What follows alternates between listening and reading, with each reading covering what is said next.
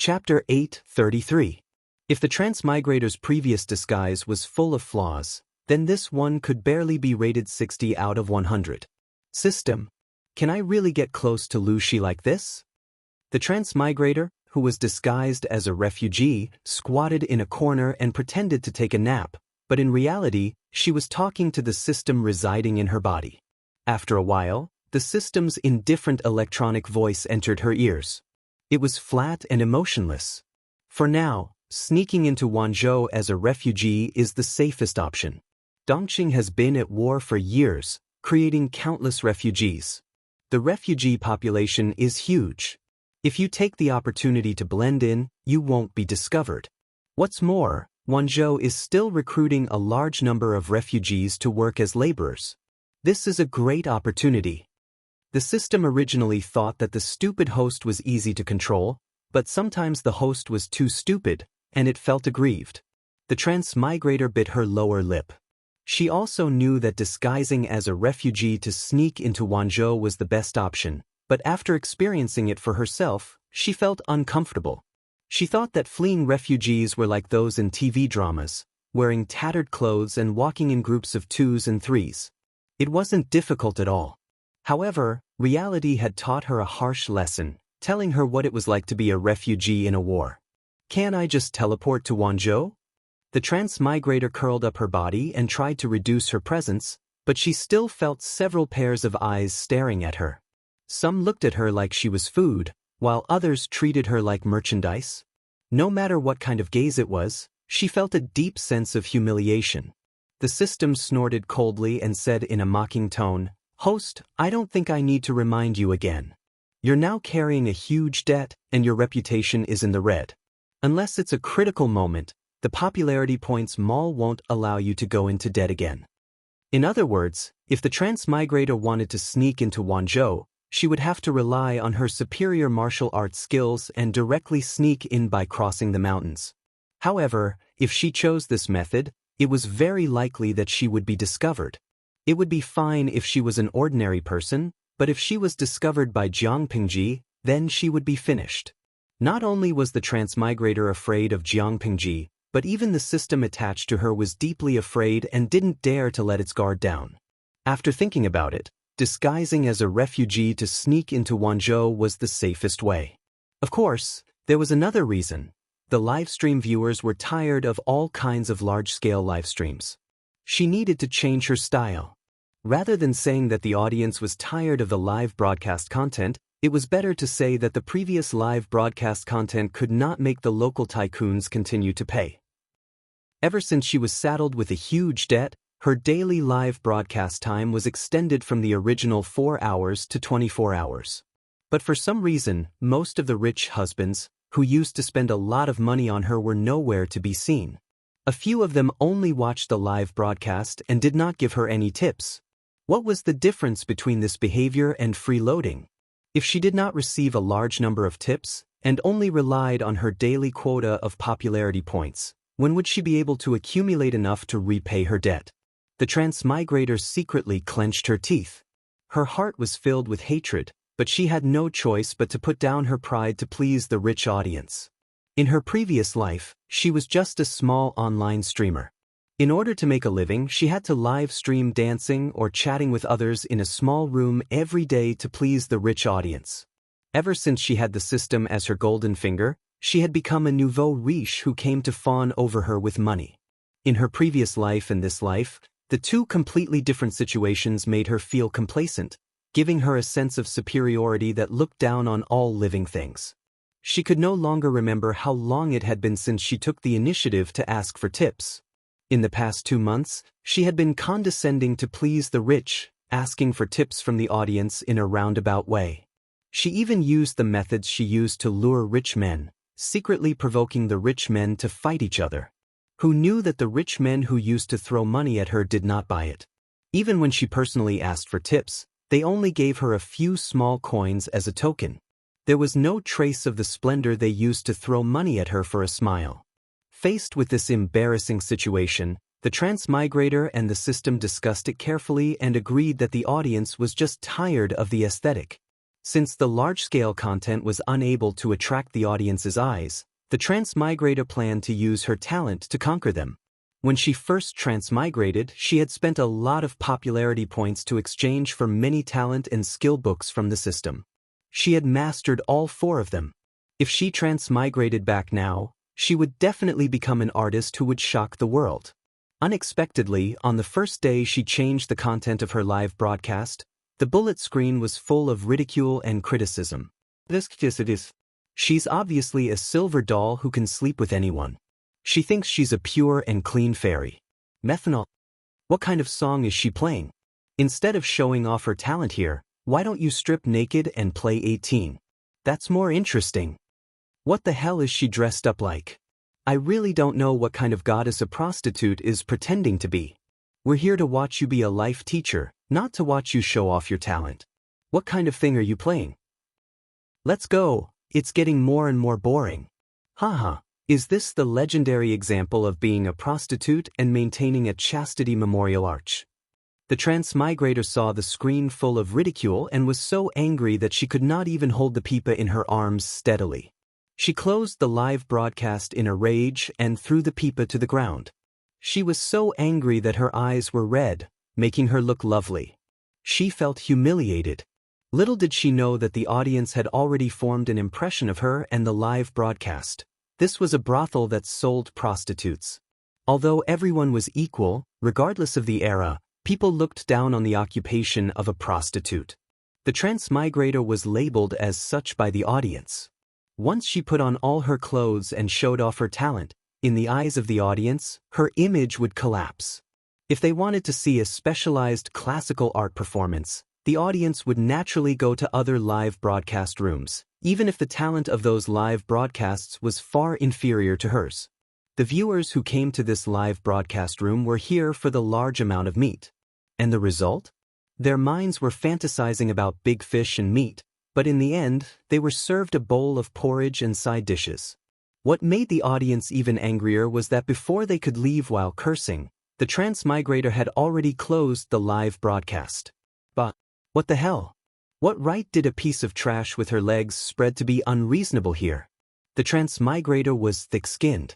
Faced with a huge debt, she could only open the live broadcast room again after being unreasonable for 2 days. However, this time, she did not put on a large-scale performance, nor did she deliberately show off her talent. Instead, she opened the live broadcast room to do her own thing.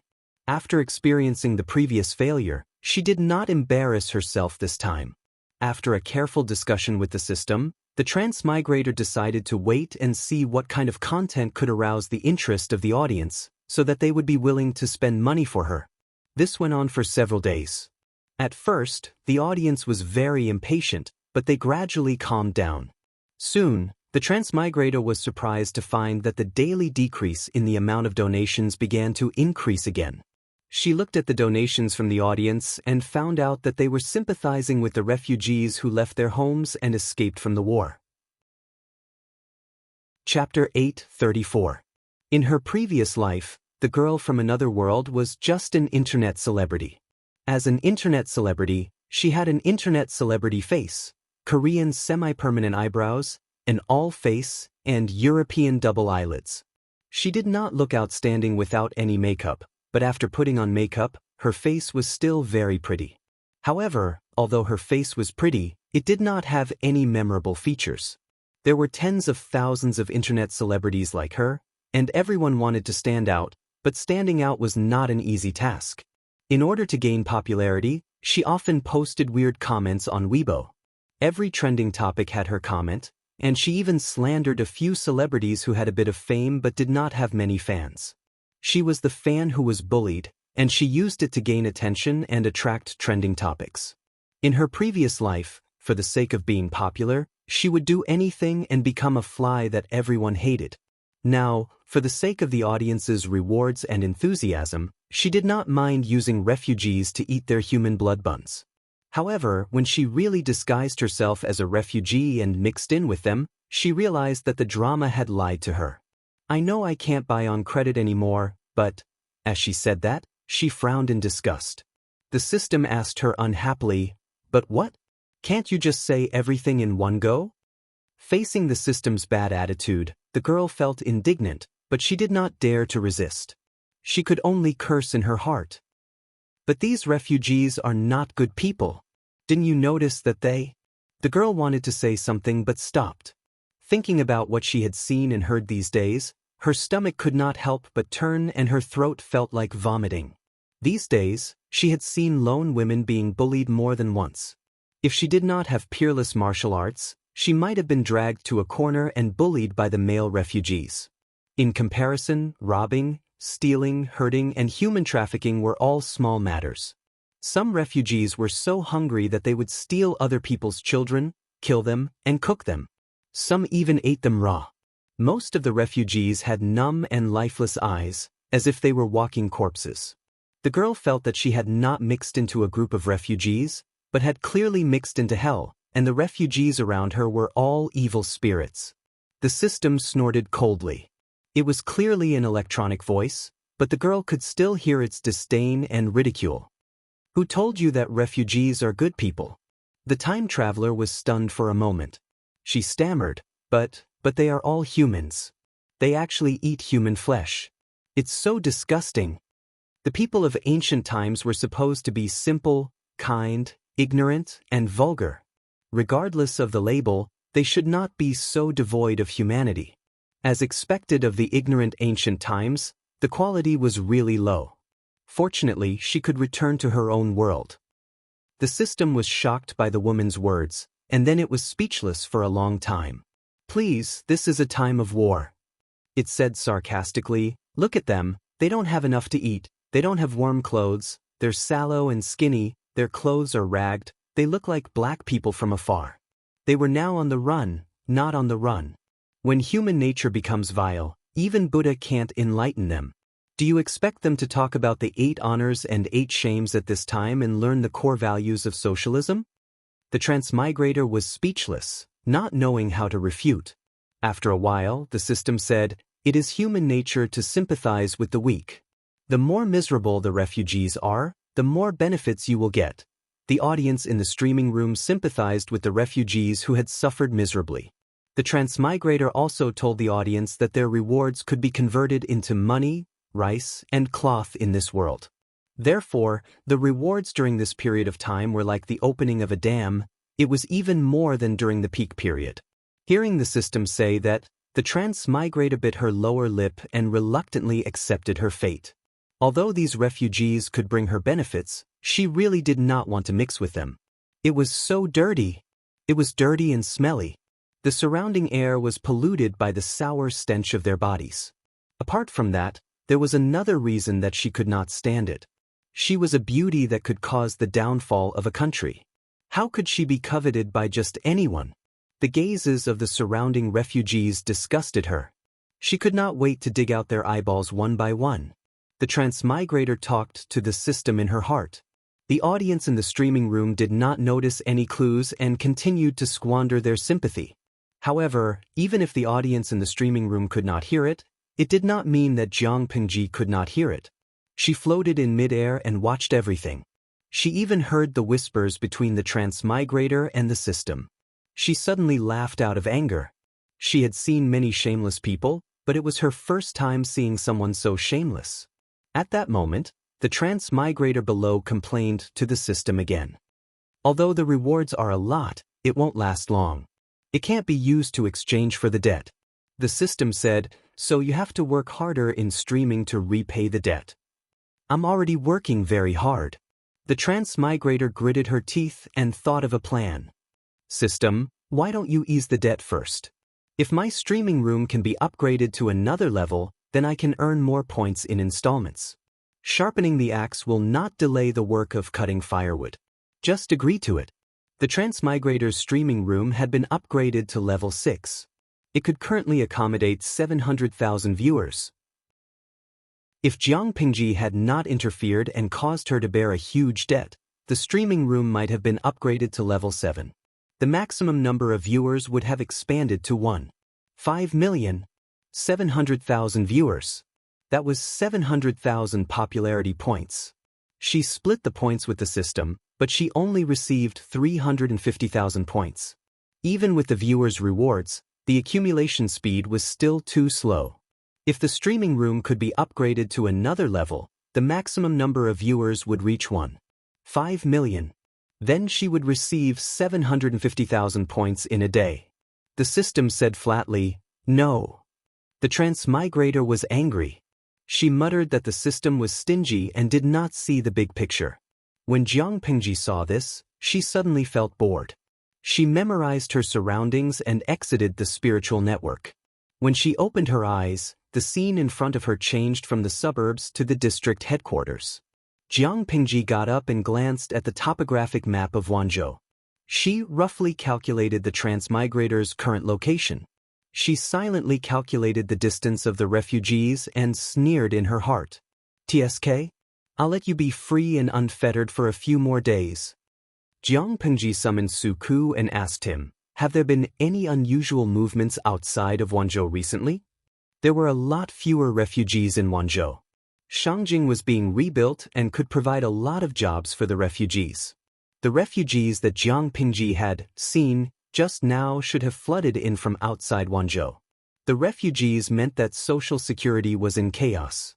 If they were not properly settled down, there might be other disasters. Suku thought about it and remembered some news. His face could not help but become more solemn. He said, the rescue of the emperor has just ended. Most of the vassals have returned to their respective territories. They haven't had the time to cause trouble.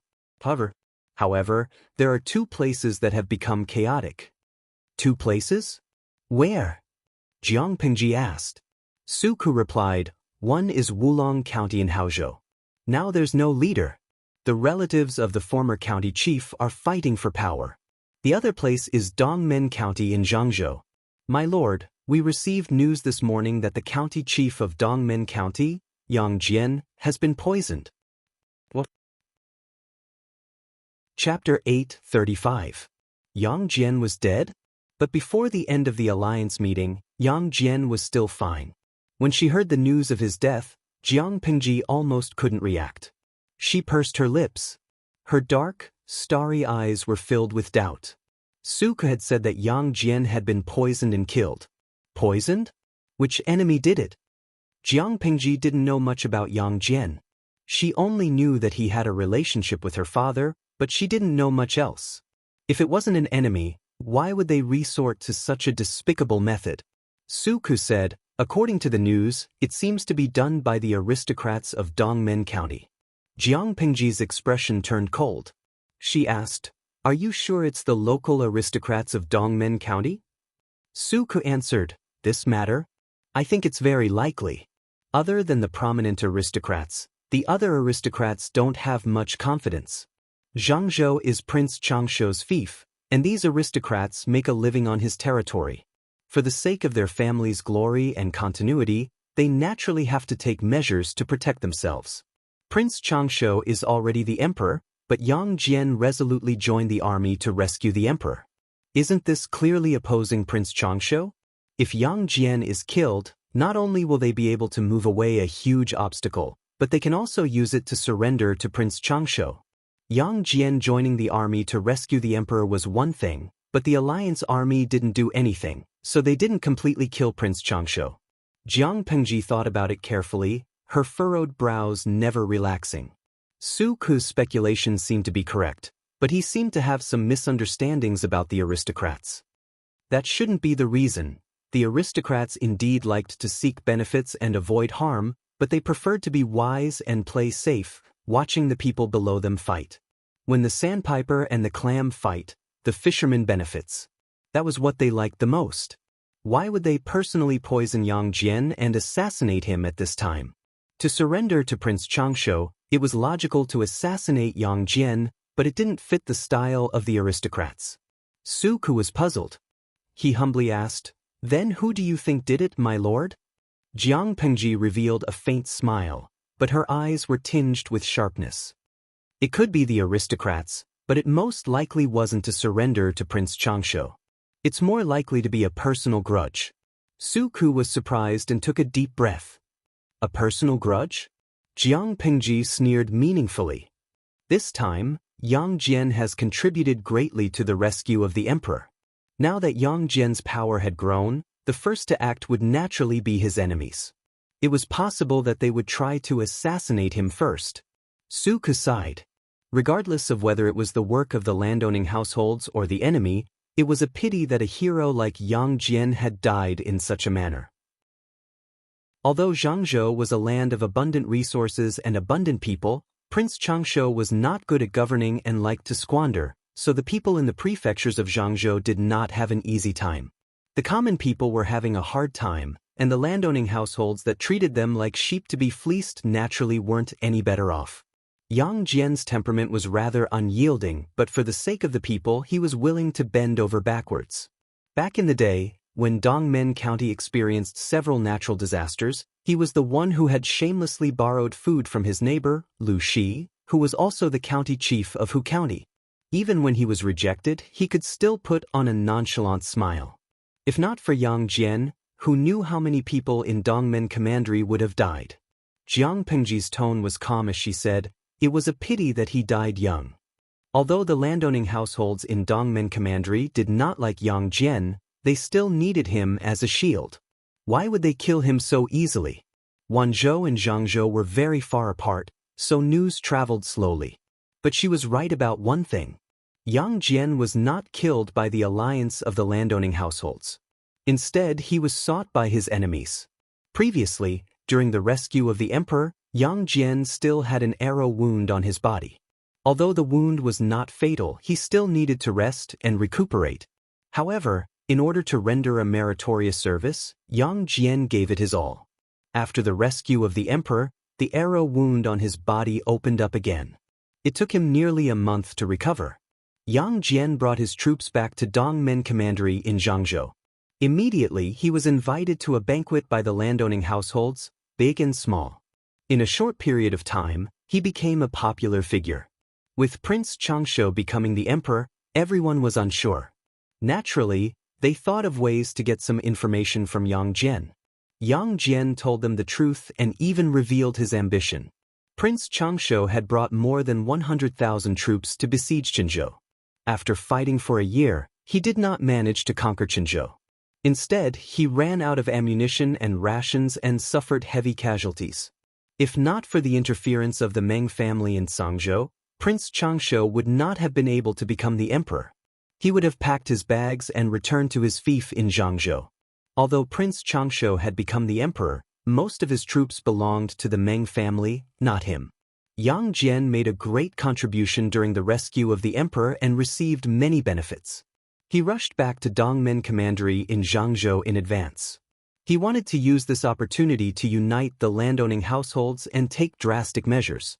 He wanted to take advantage of Prince Changshu's weakness to bring him down. Who knew that his painstaking efforts would be ruined in the hands of his enemies? In the end, he died with a grievance. When he died, he was in extreme pain. His lips were black, blood flowed from his orifices, his pupils were dilated, and his body convulsed for a day and a night before it gradually cooled down. Such a tragic scene, not to mention witnessing it with one's own eyes, even hearing about it was enough to send chills down one's spine. Jiang Pengji raised her eyebrows and looked at Su Ke. So, Yang Tao took over Yang Jian's business? Su Ke muttered to himself for a while, then said, "Of course it was Yang Jian's only son who took over. But he's still young. I'm afraid he won't be able to control the situation." As the only son, Yang Tao naturally took over everything from Yang Jian. But he was young and inexperienced, so he couldn't control the old official. The landowning households in Dongmen Commandery were uneasy, the old official was arrogant and despotic, and there was still Prince Changshu, the big trouble. Without Yang Jian to protect him, Yang Tao suddenly faced so much pressure that he almost couldn't breathe. But he couldn't fall. He had to arrange a proper funeral for his father. He was like a blind man walking in an unfamiliar wilderness. Thorns and rocks were everywhere under his feet. After Yang Jian's death, there was no one to protect him from the wind and rain. "My lord, Lin is here. You can focus on handling the old lord's funeral. You don't have to worry about anything else." Yan Lin was dressed in plain clothes with a white cloth tied around his waist. He knelt behind Yang Tao and kept vigil with him. After 7 days, Yang Tao had lost a lot of weight. The clothes that originally fitted him were now empty, and it was especially unbearable to look at. Yang Tao had cried for a few days. Now his eyes were red, swollen, and bloodshot. His eyes were dry, and he couldn't shed any more tears. On the day Yang Jian was poisoned, he stayed in the house and took care of him day and night, but there was nothing he could do. Looking at his father, who had always loved him dearly, in agony before his death, he wished he could take his place. If it weren't for the support of someone reliable, Yang Tao might have collapsed a long time ago. Chapter 8:36. The last sentence was squeezed out from Yang Tao's molars. The hatred in his words was thick and deep. Yan Lin looked down, a murderous glint in his eyes. That day will come. He moved his lips and said gently, "You don't have to thank me, my lord. This is what I should do." Even though they weren't biological brothers, they were very close, even more than blood brothers. Yan Lin wasn't only Yang Tao's best friend, but he was also his caretaker. After taking care of a kid for so many years, Yan Lin had long developed the habit of taking care of Yang Tao. As for Zhao Xiao, Yan Lin secretly suppressed his anger. There was no rush. One day he would grind his bones to dust. Zhao Xiao was a famous scholar in Dongmen County. Zhao Xiao was from a noble family in Dongmen County. He was sinister, vicious, and vengeful. Speaking of his feud with Yang Jian, it could be traced back to more than 10 years ago. One of Zhao Xiao's brothers was killed by the young Yang Jian in the village, and the two became enemies. Years later, the conflict and hatred between the two deepened. When Zhao Xiao heard that Yang Jian had benefited from protecting the emperor, he was afraid that Yang Jian would gain power and kill him, so he decided to strike first. Poor Yang Jian was defenseless, and with the arrow wound on his body, he was tortured by a cup of poisoned wine for an entire night before he breathed his last. Dongmen County was located at the border of Zhangzhou, in the south. It was next to Hu County and separated from Wanzhou by mountains and rivers.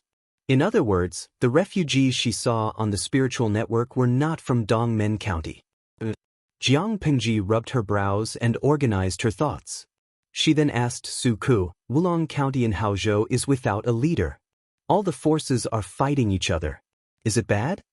Su Ku answered, "It's bad. I feel sorry for the homeless people." Wulong County was not far from Wanzhou. Without a doubt, the refugees Jiang Pingji saw came from there. At this point, there were only 3 ways to stabilize Wulong County. First, Jiang Pingji could use the only son of Wulong County as a puppet to control the place from afar. However, this option had been rejected long ago. It was not suitable for the time being.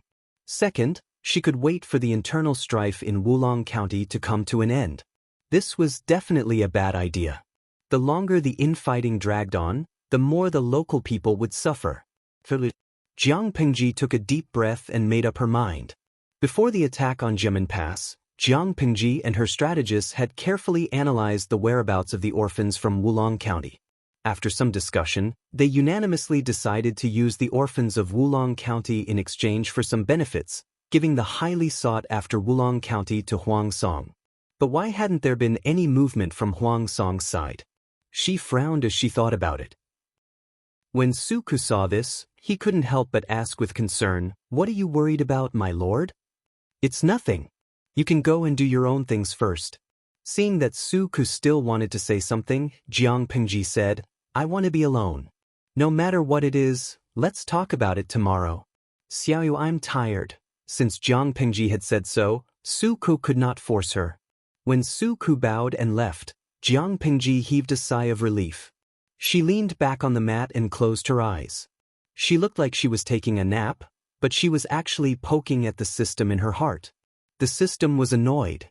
Jiang Pingji asked, "System, do you have any way to upgrade the streaming room?" The system knew that it was doomed, but it would be better to live for another day. It knew that it would be safe until the system's main body was captured. "Just let me out. Your authority is very low. Without me, you won't be able to upgrade the streaming room by yourself." Jiang Pingji secretly raised her eyebrows and sneered. "Is there no other way?" The system was confused. It didn't know why she asked that. Of course not. The system was puzzled. Wasn't the host always on guard against me? Why didn't it let me upgrade the streaming room? Why did it suddenly mention upgrading the streaming room today? Jiang Pingji asked it with a smile. If I take away the subsystem from that woman, will the two subsystems merge? To make an analogy, the complete system was a glass of water. It poured some water into other glasses and separated them into different subsystems. So, if the subsystem was captured, could it merge the two glasses of water? Theoretically, it should be possible, right? The system remained silent, and Jiang Pingji didn't expect it to answer. After a while, Jiang Pingji went to disturb the system again. The system was furious. Damn, are you done? It is. Young people can't keep their cool. The system couldn't bear it anymore and said, "Get lost." The other subordinates were so busy that they kicked the back of their heads. This unreliable lord was slacking off and sleeping here. Wasn't she afraid that the subordinates would rebel against her? The system was angry. There were people following such a stupid person who exploited other people's labor, and all of them were so damn loyal. They were blind. At the same time, at the border of Wanzhou, a few carriages with simple decorations slowly drove to the pass. The wheels squeaked as they rolled forward in circles. The official road leading to Wanzhou had been in disrepair for years. It was rugged and bumpy, making it difficult to travel. The carriages swayed along with it. "Mr. Cheng, the pass is up ahead." There were dozens of guards outside the carriage. The man in the lead was riding a tall horse. Although the man was dressed in casual linen clothes, his body was broad and his muscles were strong. He was like a hard brown stone. Even his loose clothes were full and bulging from his muscles. The man rode forward to the carriage in the middle of the group and slowed down. At that moment, the curtain of the carriage was lifted by a slender hand, revealing half of the man's face. There are more and more refugees outside. Do they want to go to Wanzhou too? The person who spoke was none other than Huang Song's strategist, Qing Jing. He was sitting upright in the carriage with a bamboo scroll filled with small characters on his lap.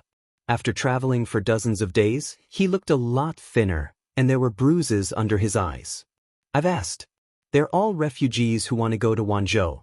Qing Jing lowered his eyelids and said softly, "Is that so?" As he said this, he lowered the curtain to block out the dazzling orange sunlight outside. Cheng Jing had been ordered by Huang Song to personally negotiate with Wanzhou about the ownership of the only son of the Wulong County chief of Haozhou. If Huang Song wanted to unify Haozhou, he needed a good reason. If he could control the orphan of the Wulong County chief of Haozhou, he could naturally send troops in the name of recovering his deceased father's inheritance. This was also one of Qing Jing's reasons for coming. Originally, this mission should have been Feng Ju's. After all, Feng Ju and Feng Jin were biological brothers, and it was easier to negotiate with biological brothers. However, in order to avoid arousing suspicion, Qing Jing took over Feng Ju's mission in the end. After all, Feng Ju was also the third son of the Feng family's favored wife. If the forces in Wanzhou suspected that they had sent Feng Ju to negotiate on the surface, but secretly had him contact the Feng family, that would be terrible. In order to avoid arousing suspicion, they had to substitute Qing Jing at the last minute. After leaving Huang Song's territory, the world outside was desolate. There was no sound of chickens and dogs barking at each other. When they reached the border of Wanzhou, they could see groups of refugees from time to time. Qing Jing was meticulous and thoughtful. Chapter 837. Cheng Jing's entourage traveled for a while. More refugees appeared in front of them. The tall man's expression darkened. He raised his hand and ordered the guards to surround the carriages to prevent Qing Jing from being offended by the refugees. He had thought that the situation would improve slightly at the pass, but he didn't expect to see so many refugees outside. In an instant, the man's face turned green. "Mr. Cheng, I'm afraid we can't get through." Cheng Jing frowned when he felt the carriage stop. He raised his hand to lift the bamboo curtain and asked the man on the horse outside, "Huan Shu, what's going on?" The man on the horse was called Yuan Chong.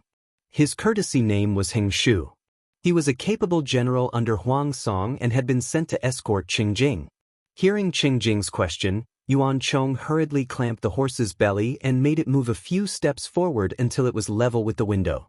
Yuan Chong said respectfully, "Mr. Cheng, there are refugees gathered at the pass ahead. I'm afraid we won't be able to get through for a while." Qingjing didn't do something as rude as sticking his head out of the window. Instead, he ordered the driver to stop and got out of the carriage. He was shocked when he saw the scene in front of him. He knew that the refugees from Wulong County had all gone to Wanzhou, but he didn't expect there to be so many. From what he could see, there were at least 1,000 refugees. Yuan Chong jumped off the horse and walked to Qingjing's side. Lu Shi is too careless to allow so many refugees to gather outside Wanzhou Pass. With so many refugees, it was easy to cause trouble. If these refugees were incited, there was no telling what they would do.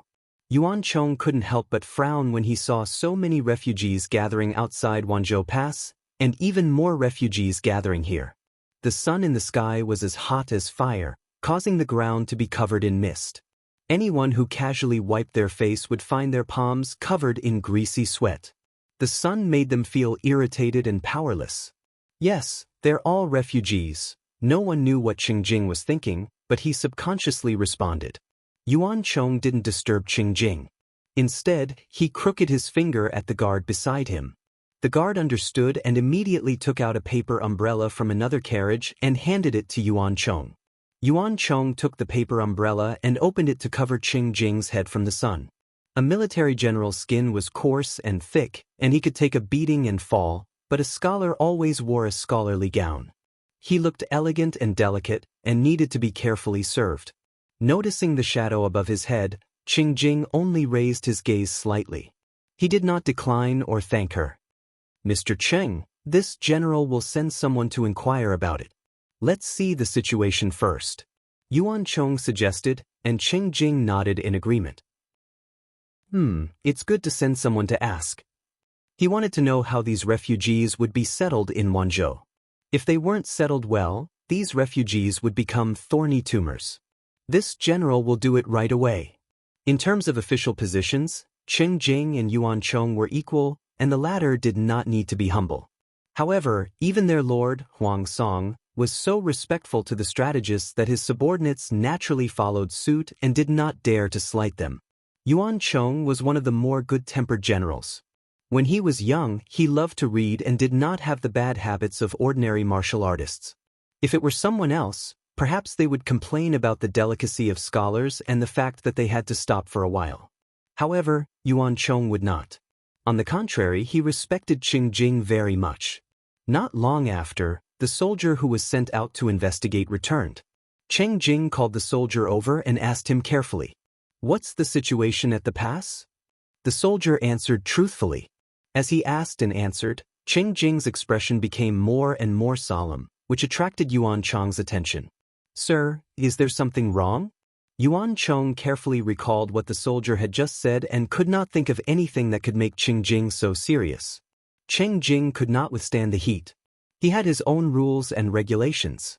No matter how hot the weather was, he wore his scholarly robes tightly, and his sleeves could cover half his fingers. Now that he was outside the carriage, even with a paper umbrella over his head to block the sun, he was still sweating from the heat. "There's something wrong." Qingjing's voice was a little weak and full of solemnity. Yuan Chong was suspicious. At this moment, he was like a monk scratching his head. No matter how he thought about it, he could not figure out what was wrong. Although his IQ could make him look superior to ordinary generals, he could not keep up with a brain expert even if he used all his strength. Yuan Chong was puzzled. "I'm stupid. I really can't figure it out. Please enlighten me, sir." Qingjing explained. "Just now, the soldier said that Wanzhou will send people to register the refugees at the pass and carefully ask them about their origins, birthplace, age, and family. They will select them one by one based on their family, gender, and age. They will then form groups of 100 and bring them into the pass." Yuan Chong nodded and said, "I just think that this method is a little stupid. Not only is it a waste of time, but it's also tiring." Qingjing shook his head and said, "Waste of time? Not necessarily. As for whether it's tiring or not, it's hard to say. registering the refugees is indeed beneficial to management. When a large number of refugees gather together, it's easy to cause trouble. If someone is sincere in stirring up trouble, it will inevitably bring trouble to Wanzhou. Wanzhou did not ignore the refugees. Instead, they sent people to register the refugees at the pass and then brought them into the pass in batches.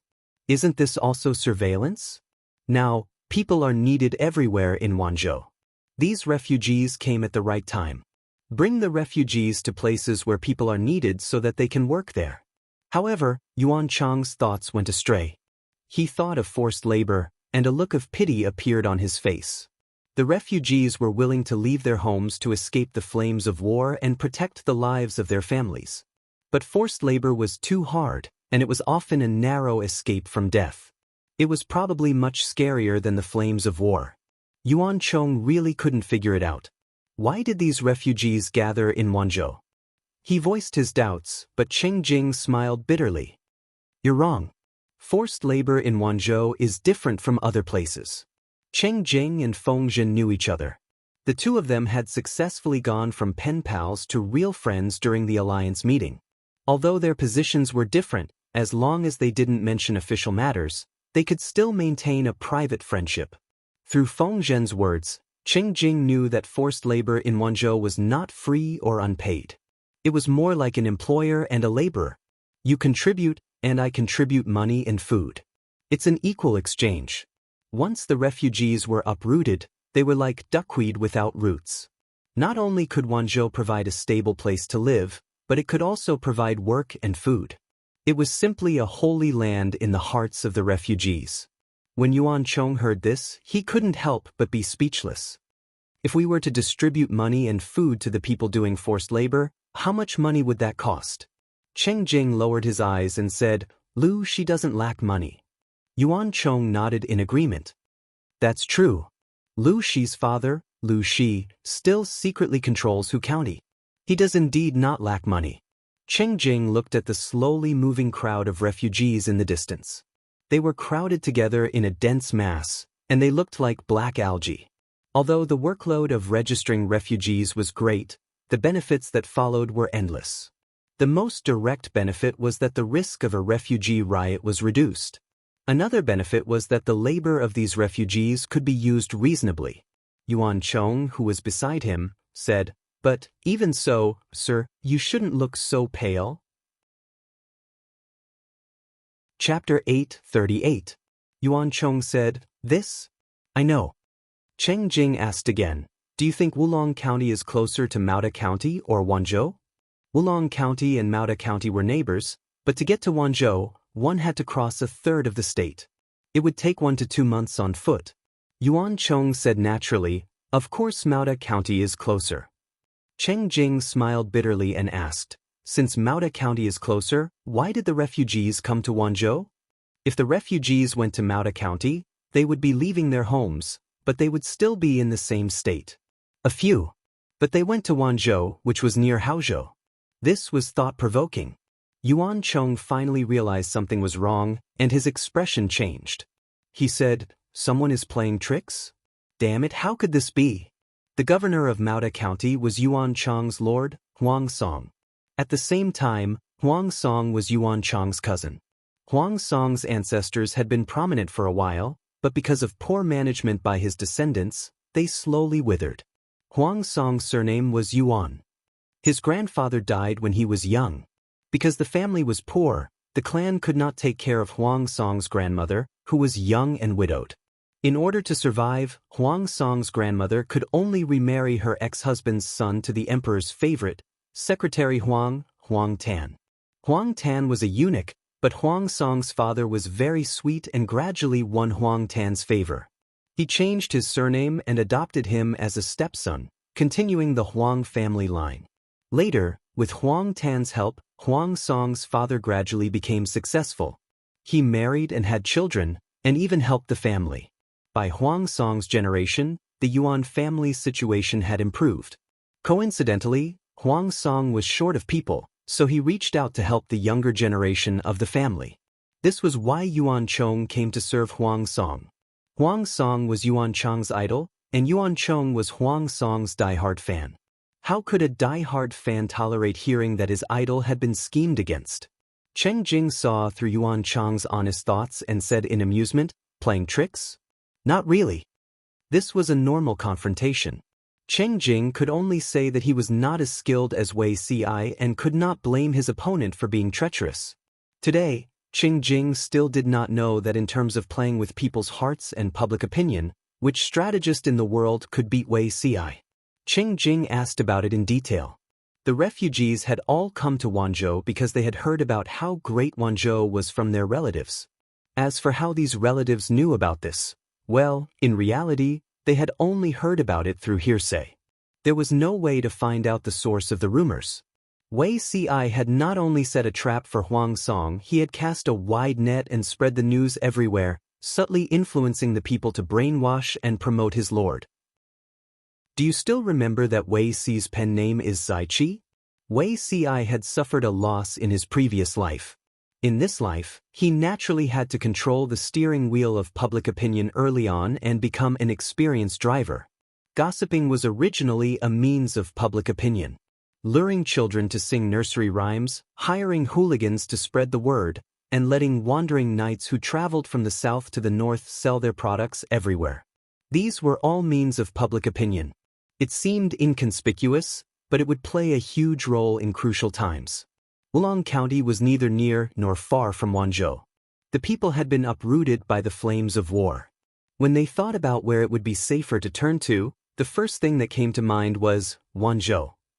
1 or 2 refugees were nothing, but when the surrounding people all leaned toward Wanzhou, the blind obedience in people's bones would come into play.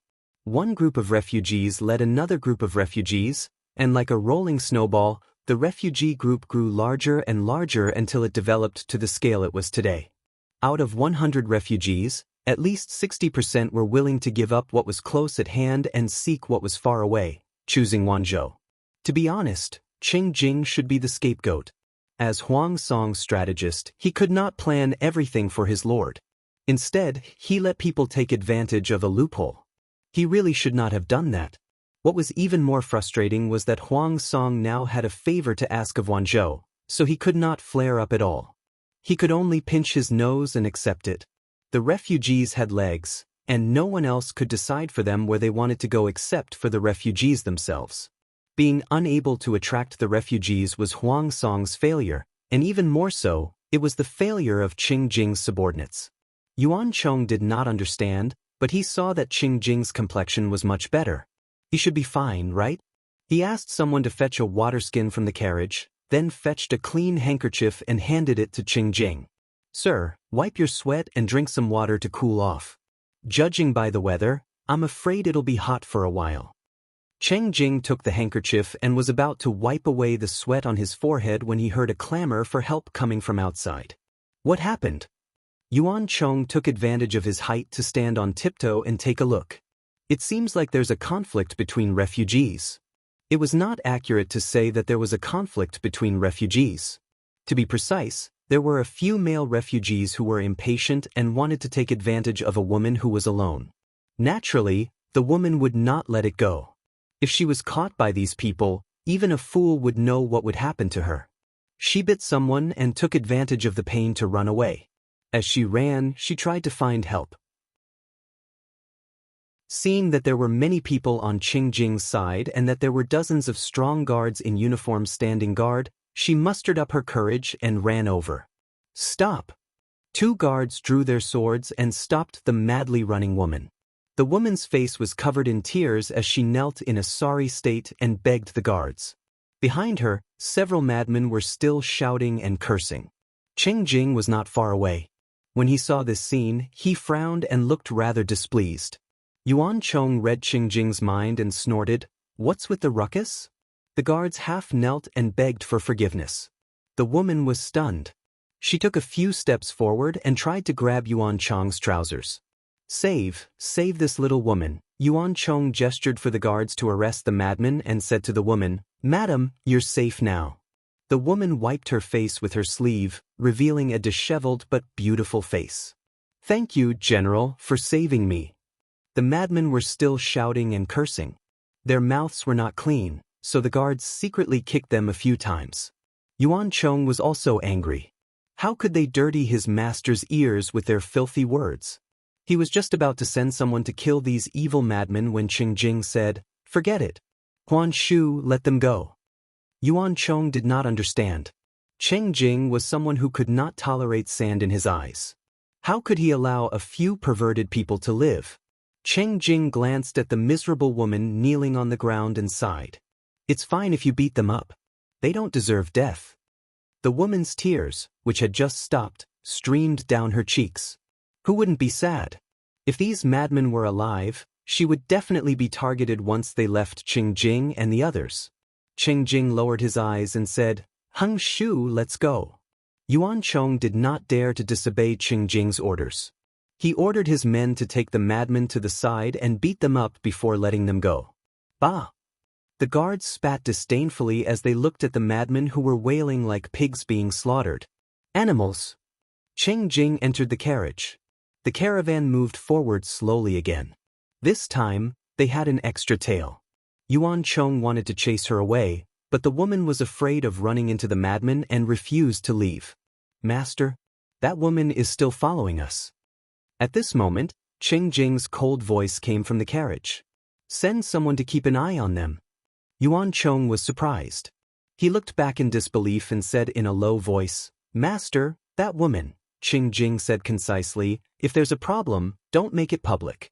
See what she wants to do." Chapter 839. Yuan Chong accepted the order, but he still had some doubts. Why did the master feel that there was something strange about the woman? He blinked his eyes in confusion. His sharp and spirited eyes were filled with doubt. He looked at Qingjing with a pitiful expression. Qingjing didn't answer. Instead, he looked at the back of the convoy thoughtfully. That woman was still persistently following him. What was she planning? Qingjing put down the curtain and picked up the bamboo scroll he was halfway through reading. He quickly immersed himself in it and concentrated.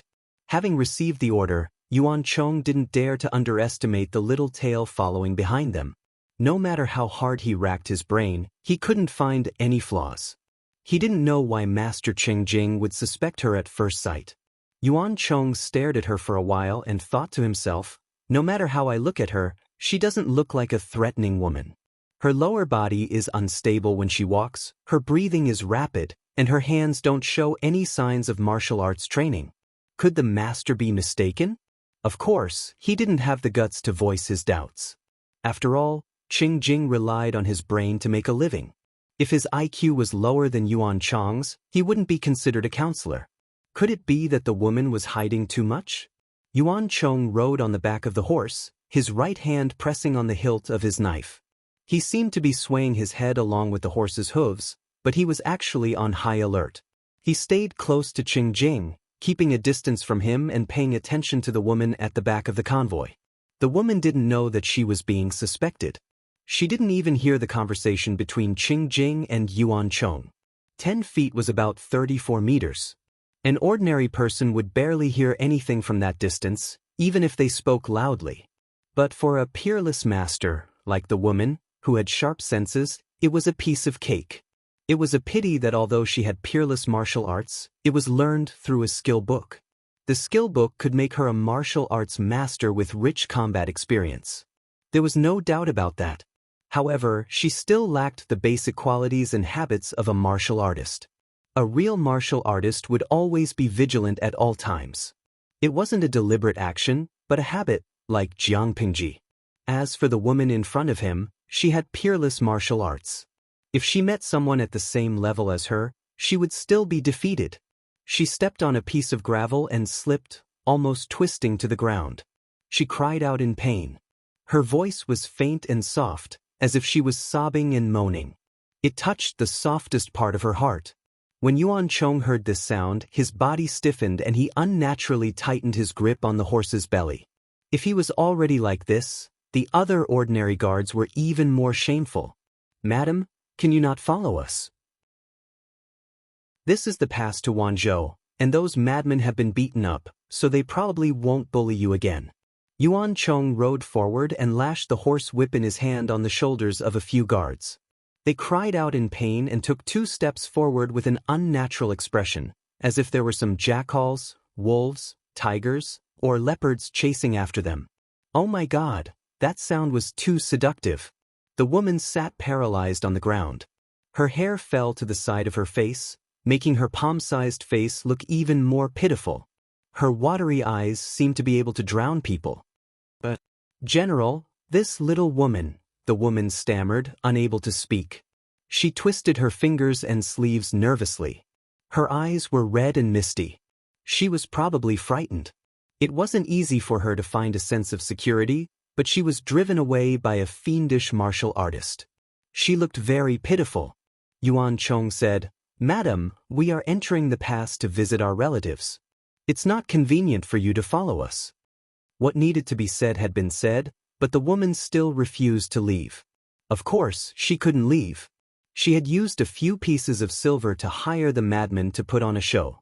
If she didn't achieve her goal, wouldn't she lose a lot? At first, Yuan Chong couldn't detect anything wrong with the woman, but after repeatedly driving her away, she still refused to leave. He became suspicious. The woman was none other than the woman who had been targeted by Jiang Pengji earlier. The woman was full of confidence, but it was not without reason. If she hadn't met people like Jiang Pengji or Cheng Jing who were meticulous in their observation, the possibility of the woman getting away with it was very high. Even with Jiang Pengji's harsh qualifications, she could give the woman's disguise a score of 60 points. It was naturally difficult for ordinary people to see through it. For example, Yuan Chong didn't notice anything wrong at first. However, a perfect disguise not only required a flawless appearance, but also superb acting skills and thorough details. No matter which part of the disguise was slightly flawed, it was very easy to expose one's identity. The woman had learned her lesson a few times before. She had put a lot of effort into disguising herself. There was nothing wrong with that. The problem was that she had chosen the wrong place and time, which was why Cheng Jing had seen through her disguise. Now that they were about to enter Wanzhou's checkpoint, there were soldiers outside to maintain order. Which refugee would be so bold as to chase after a good-looking woman with the intention of raping her? Don't forget, the magistrate of Wanzhou was a woman. Would she allow such a thing to happen at the border of Wanzhou? Was a momentary lust for beauty more important, or was her own life more important? When Yuan Chong said he wanted to hack the madman to death, the madman's reactions were very interesting. Cheng Jing wasn't blind, so how could he not see it? Apart from that, the woman's eyes and temperament were also failures. She didn't have the confusion and numbness that an ordinary refugee should have. For a woman to be able to escape from Wulong County to Wanzhou, she must be very wary of the outside world. She wouldn't easily reveal her true appearance. But what did the woman do after escaping danger? She used her sleeve to wipe her face, revealing a disheveled but beautiful face. Was this reasonable? Flaws like this were everywhere. If one was a little careless, they would overlook it. But Cheng Jing wasn't that kind of careless. "Mr. Cheng, we can't get rid of her. It seems like she's latching onto us. I sent someone to keep an eye on her, and her reaction was interesting. It's like she came from that kind of place." Yuan Chong lowered his voice to the window. He paused mid-sentence and swallowed the rest of his words. His master was a bright moon in his arms. How could he dirty his ears with such vulgar words? Cheng Jing put the bamboo slip in his hand aside, straightened his slightly wrinkled sleeves, and said thoughtfully, "Forget it. When we enter the pass, we'll send her away." Although he was suspicious, this was still Lu Shi's territory. Cheng Jing couldn't figure out the woman's intentions, and he was afraid that she was from Wanzhou. It wouldn't be good to kill her. To avoid trouble, it was better to be cautious. There were too many refugees waiting in line outside the pass. They waited until sunset before they were allowed to enter. Yuan Chong sent the woman away according to Cheng Jing's instructions. She sobbed and limped away. The moon was high in the sky. The convoy had no choice but to sleep outside. Cheng Jing always had a regular schedule. Even if the conditions were bad, he could still fall asleep on time. He closed the curtains and took off his outer robe. Just as he was about to sleep, there was an unfamiliar fragrance in the carriage. Cheng Jing suddenly opened his eyes, drew the scholar's sword he wore, and stabbed it at the source of the fragrance. Heng Shu. Chapter 840. Sir, Yuan Chong, who was in a light sleep, heard the commotion and hurriedly jumped into the carriage. He found Cheng Jing in his undergarments, curled up with a pained expression. Sir. Don't make a sound, Cheng Jing interrupted Yuan Chong, breathing heavily. In no time, his forehead was covered in sweat, sliding down his cheeks and neck to his collarbone. Yuan Chong did not dare to disobey Cheng Jing. Suppressing his panic, he turned around and got out of the carriage, driving away the guards who had rushed over. Everyone keep up the vigil. Don't let go of any suspicious person. After doing this, he hurriedly returned to the carriage. By then, Cheng Jing had barely recovered his kneeling position, but his face was still very pale. Sir, what happened? Yuan Chong half knelt on the ground, eager to help the swaying Cheng Jing. However, just as his hand reached out, Cheng Jing pushed it away. It was at this moment that Yuan Chong noticed a large patch of black marks crawling over Cheng Jing's right hand. Sir. Cheng Jing's face was flushed, his breathing heavier and heavier. His cheeks were slightly swollen from exertion, and he looked to be in great pain. I'm fine. Pushing Yuan Chong away, Cheng Jing took a moment to suppress the heart-wrenching pain. The fine veins that covered his eyes gradually faded. Heng Shu, when you came in just now, did you see anyone suspicious? Cheng Jing found it difficult to speak. He had to pant heavily to say 2 words, and even when he did, his speech was somewhat slurred. How could Yuan Chong remain calm when he saw Cheng Jing in this state? He looked around in panic, carefully searching through his memories, but did not see the suspicious person that Cheng Jing mentioned. From the moment Cheng Jing called out his name to the moment he rushed into the carriage, only a breath or 2 had passed. With such a short interval, unless it was a demon or ghost, it was impossible for an ordinary person to fly away under his nose. No, I was keeping watch outside just now, but I didn't see any suspicious figures. After saying this, Yuan Chong saw Cheng Jing's unsheathed sword beside him, the blade still stained with fresh blood. Sir, you're injured? No wonder Cheng Jing was in so much pain. Cheng Jing raised his right hand, his wide sleeve sliding down to his elbow, revealing most of his fair arm. Yuan Chong stared at Cheng Jing's arm and his scalp went numb. He saw a mass of something that looked like thick ink wriggling on Cheng Jing's arm. At first, it was only a small piece, but it soon became a large piece. He had never seen such a fantastical scene before. Could it be the mister who was injured by demons? Yuan Chong was so anxious that his cheeks were flushed, and his back was covered in cold sweat. Cheng Jing said, I don't talk about strange powers and gods. Don't spout nonsense. If he was a demon, how could I have hurt him so easily? After saying that, he looked at the sword beside him with a solemn expression. The sharp blade was still stained with blood that was gradually darkening. Yuan Chong was surprised, and the way he looked at Cheng Jing changed. Scholars practiced the 6 arts of the nobleman: etiquette, music, archery, imperial strategy, calligraphy, and mathematics. To them, carrying a sword was more ornamental than practical. To scholars, the significance of a sword was the same as jewelry to women. However, this didn't mean that they couldn't fight. In fact, those scholars who could roam outside were all capable of both literature and martial arts. They might not be able to defeat generals, but they had no problem dealing with ordinary people. Yuan Chong calmed himself down and asked, Mister, do you feel any discomfort? My head hurts a little, but it's nothing serious. I stabbed that assassin. Get someone to follow the blood trail. Cheng Jing raised his hand and pulled down his sleeve, covering the ugly, strange, jet-black mark. Recalling the fragrance of cosmetics, the woman he saw during the day floated into his mind, and he became more vigilant. Mister's hand. Do you want to find a doctor to take a look? Seeing Cheng Jing's calm reaction, Yuan Chong's panic that was growing like a vine in his heart also diminished. Someone who could be injured by Cheng Jing naturally couldn't be a demon. Since it wasn't a demon, there was no need to be afraid. Perhaps there was a traitor in the convoy, and the 2 of them worked together, so Yuan Chong didn't notice any suspicious person in his panic? Not for now. Cheng Jing's expression was solemn, and he waved his hand weakly. That person will come back. Increase the patrols.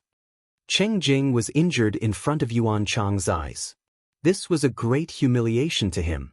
However, he couldn't let the same thing happen a second time. Yuan Chong said firmly, "Yes, don't worry, mister. I will definitely guard this place to the death and not let any suspicious person escape." This night was destined to not be peaceful. Yuan Chong didn't dare to sleep, and the other guards didn't dare to let their guard down. In the latter half of the night, Cheng Jing was so tired that he couldn't help but close his eyes to take a nap. If it was any other day, Cheng Jing would have a dreamless night until dawn, but today was different. Dreams came one after another. Rather than calling them dreams, they were more like memories of childhood, adolescence, and youth. Most of them were experiences that left a deep impression on him. However, Cheng Jing felt that the dreams were a little strange. For no reason, there was an unknown person beside him. Who was this person? In the dream, Cheng Jing was puzzled. Looking at the figure, it should be a woman. A fragrant wind lingered around her, and her footsteps swayed gracefully. An ethereal voice rang in his ears. She's your lord, your benefactor, your best friend. She's someone you can never betray. Cheng Jing was sleeping soundly, but his brows were furrowed, and he kept resisting the voice in his heart. What nonsense! When the carriage was filled with a hazy light, Cheng Jing slowly woke up, and his five senses gradually returned to him. Just as he was about to get up, his head felt like it was going to explode. "Hang Shu!" he called out. In the next second, the curtain of the carriage was lifted, and Yuan Chong bent down to enter. "Any news?" Yuan Chong knew what Cheng Jing was asking about, and he said guiltily, "I'm ashamed, and I've learned something." "Forget it. After a short rest, we'll continue our journey." Cheng Jing's brows were furrowed, and his fingers subconsciously rubbed his temples. He said hoarsely, "Finish this as soon as possible, so that the Lord doesn't have to wait for too long. She's your lord, your benefactor, your best friend. She's someone you can never betray."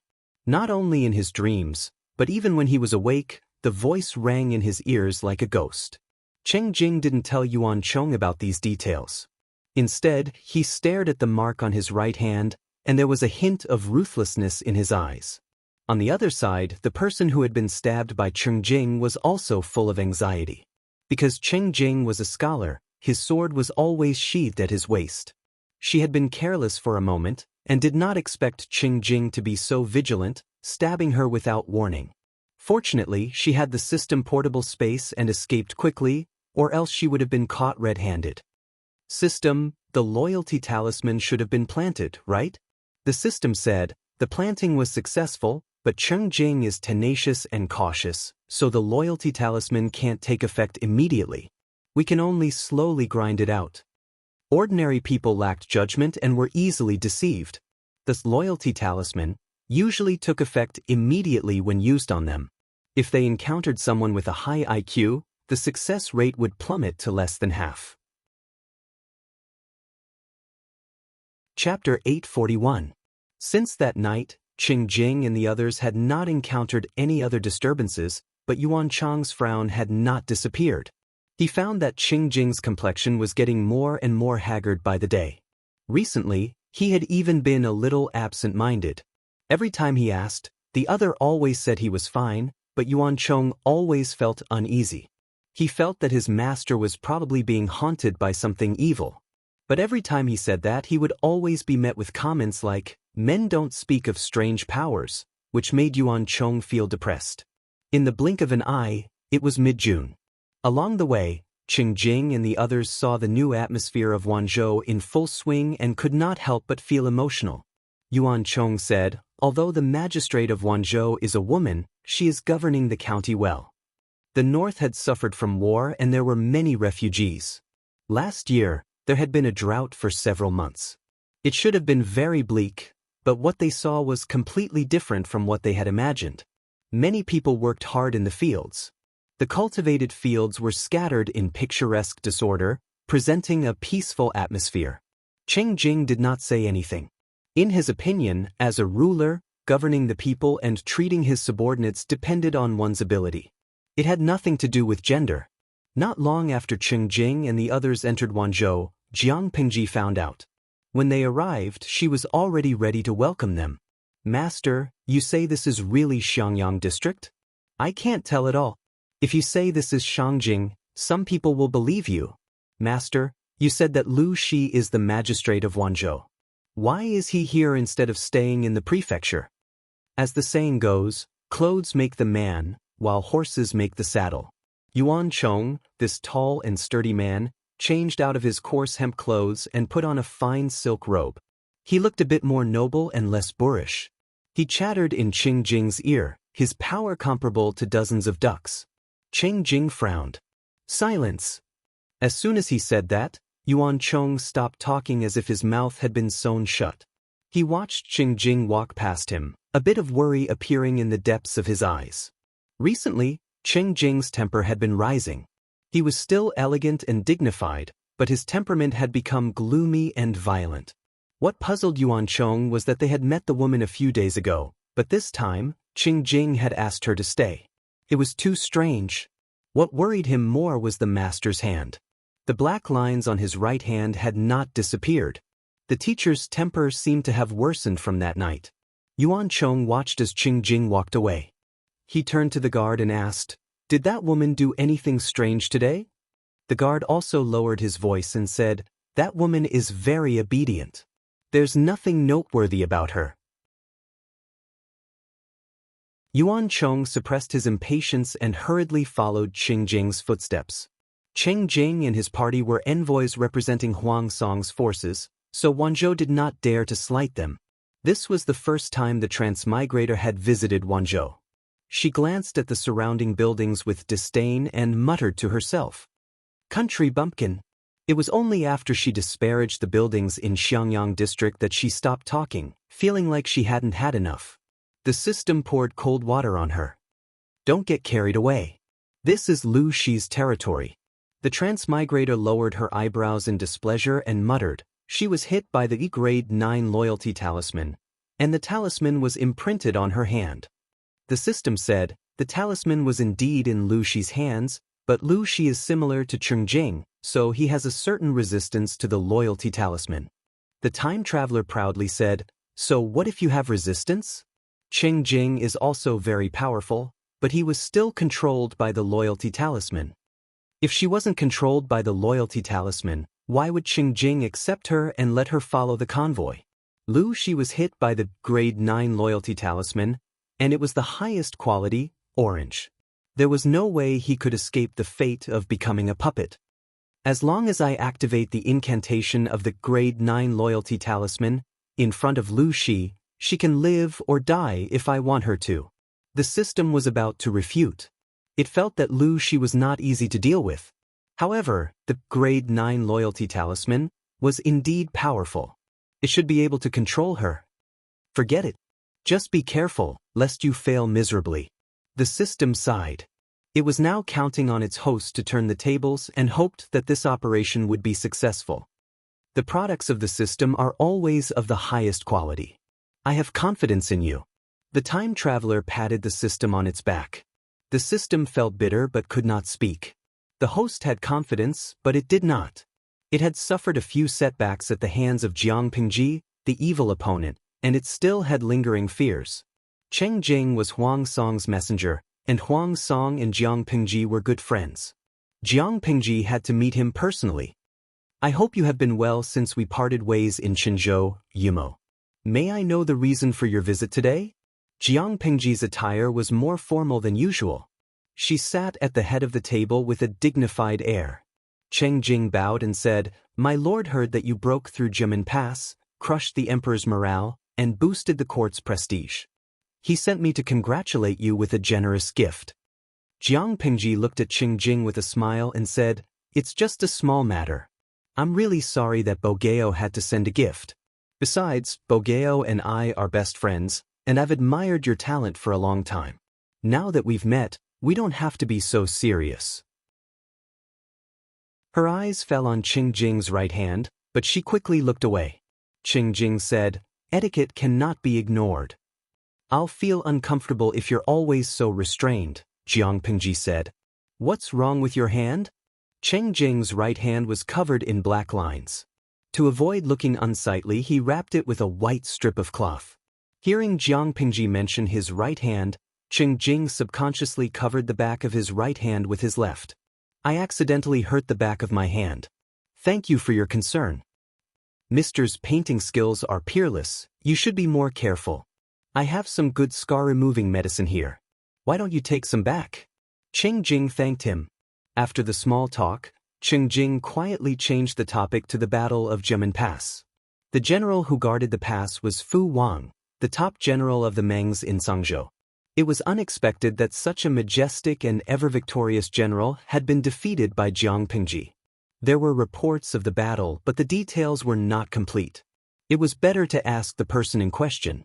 The Battle of Jiamen Pass was over, and Jiang Pingji had no secrets. She answered Cheng Jing's questions. She knew why Cheng Jing was here, so she let him lead the conversation. Before long, Cheng Jing mentioned the forces in Wulong County that had been destroyed by Fu Wang. I heard that the Wulong County chief's orphan was rescued by you? Cheng Jing sounded like he was asking, but he was sure of it. The orphan of County Chief Kai is with me. I remember the child was called Kai Xiang. Why did Yumo bring him up? Cheng Jing sighed. You may not know this, but ever since County Chief Kai sacrificed his life for the country, Wulong County has been in chaos. There's no leader, and there's been internal strife. Some people even rebelled. The people are so anxious that they had to move their families to seek refuge. On the way from Haozhou, I saw countless people from Wulong County travel thousands of miles to Wanzhou in search of a place to live. It's their fortune that you're willing to take them in, but the journey is dangerous and there are many bandits along the way. Many people have fallen victim to them. It's a pity. Jiang Pingji knew that the refugees from Wulong County had come to Wanzhou, but she couldn't show it. She pretended to be surprised. Is that true? Xiaoyu, why didn't you tell me? Su Ku, the professional scapegoat, was speechless. Please don't drag me into the act, okay? However, as a subordinate, he had to share his lord's worries. He could only silently take the blame and apologize. Chapter 842. Jiang Pingji said shamefully, I took Kai Xiang in with good intentions. I didn't expect it to backfire and bring disaster to Wulong County. She pretended to reproach herself. Of course, everyone present was smart enough to know that she was just being polite. Kai County Chief's power was almost destroyed. He only had a few dozen confidants and an 11-year-old boy left. What could they do? If Jiang Pingji didn't take him in, even if Kai Xiang and the others could return to Wulong County, they would only be cannon fodder. If he stayed in Jiang Pingji's territory, he could at least keep his life. Cheng Jing said, You're kind and generous. You protected the only bloodline of Kai County Chief. I heard that Kai Xiang was the only child that Kai County Chief had found when he was in his middle years. If Kai County Chief could see you in heaven, he would be grateful to you. However, the situation in Wulong County is getting worse and the people are suffering. If Kai Xiang could go back and take charge, he might be able to help. Cheng Jing's words were exactly what Jiang Pingji wanted. On the surface, she frowned as if she was considering Cheng Jing's suggestion. After a while, she said, Yumo, I've thought about it. A few days ago, Kai Xiang sent someone to complain to me. He said that he dreamed of his father and his hometown. The child was only 11 years old, but he suffered such a misfortune. It was heartbreaking. However, Kai Xiang only has a few dozen confidants. If he goes to Wulong County with such a small number of people, wouldn't he fall into the hands of evil people? Cheng Jing's eyelids twitched when he heard the last sentence. Jiang Pingji was scolding him indirectly. He pretended not to understand. His expression remained the same, and no one could see any flaws in his act. Cheng Jing suggested, I have something to say, but I don't know if I should say it. Yumo, you and I are old friends. What can't we talk about? Jiang Pingji didn't put on the airs of a governor. Instead, she acted as if she was receiving a friend. Her attitude was casual but not rude. Cheng Jing closed his eyes and nodded slightly. Why don't you lend some troops to Kai Xiang and help him quell the rebellion? his words sounded like he was considering for Jiang Pingji, but in fact, it was a test. He conveniently blocked her way out. Jiang Pingji saved County Chief Kai's orphan and earned the reputation of being kind and generous. If they were to use this as an excuse to encroach on Wulong County, wouldn't that be bullying an orphan with no one to rely on? If she were to swallow her pride and help Kai Xiang stabilize Wulong County, then withdraw her army and be a selfless Lei Feng, handing over a piece of fat meat, the outside world would praise her to the heavens, saying that she was a model of kindness and loyalty, and would want nothing more than to give her silk banners. Only a fool would do such a thing if he were to contribute manpower, money, and effort. Jiang Pingji thought to herself, I don't mind borrowing troops, but I'm afraid of rumors spreading that I'm trying to encroach on Wulong County and bully the widows. It was really hard to explain. But if we ignore it, the people of Wulong County will continue to suffer. I can't bear to do that. Cheng Jing understood Jiang Pingji's hint and could not help but feel happy. As long as she was not interested in Wulong County, then the most suitable person to take over Wulong County was Huang Song. What Cheng Jing needed to do now was to recommend Huang Song to Jiang Pingji. Of course, both sides were well aware that Wulong County was not a piece of fat meat for free. If he wanted Jiang Pingji to relent and give up this benefit, he had to offer something else in exchange. What followed was a tug-of-war of negotiation. Jiang Pingji tested Cheng Jing's bottom line step by step, while Cheng Jing tried his best to fight for Huang Song's benefit. To put it simply, Kai Xiang was a commodity in Jiang Pingji's hands. She wanted to sell him for a high price, and Cheng Jing was representing the buyer, Huang Song. Naturally, they had to lower the price. As for what Kai Xiang, the commodity, thought, that was not within their scope of consideration. Jiang Pingji kept the live stream open, and the audience listened to the two of them haggle back and forth. Although their words were reserved, their meaning was the same. The more the audience listened, the more their worldview shattered. Bao Bao Xingku, I have a question. When the streamer and Cheng Jing traded Kai Xiang, did Kai Xiang's father know? Terminal obsessive-compulsive disorder patient. Kai Xiang's father was hacked to death by Fu Wang a long time ago. How would he know? Ulfshian Feng Mian, I sympathize with Kai Xiang. He's only 11 years old. In our world, he's still in the 6th grade. But considering the streamer's world background, 11 years old is already a sensible age. If you want to blame someone, you can only blame Kai Xiang for being born in the wrong era and being born in the wrong body. He has no ability, no one to rely on, and can only be at the mercy of others without any ability to resist. Zenmodo, the previous poster is too emotional. Things aren't that bad. Huang Song just wants to use Kai Xiang as a puppet to legitimately take over Wulong County. After the deed is done, he probably won't make things difficult for Kai Xiang. After all, Huang Song is also a person who cares about his reputation. In order to shut the mouths of the public, he won't kill Kai Xiang. What's so difficult about rewarding him with a meal? At most, his standard of living will not be as good as before. Zhou Tsua Gong Shou, I'll give the previous poster a like. You've spoken my mind. Kai Xiang has lost his father and protection.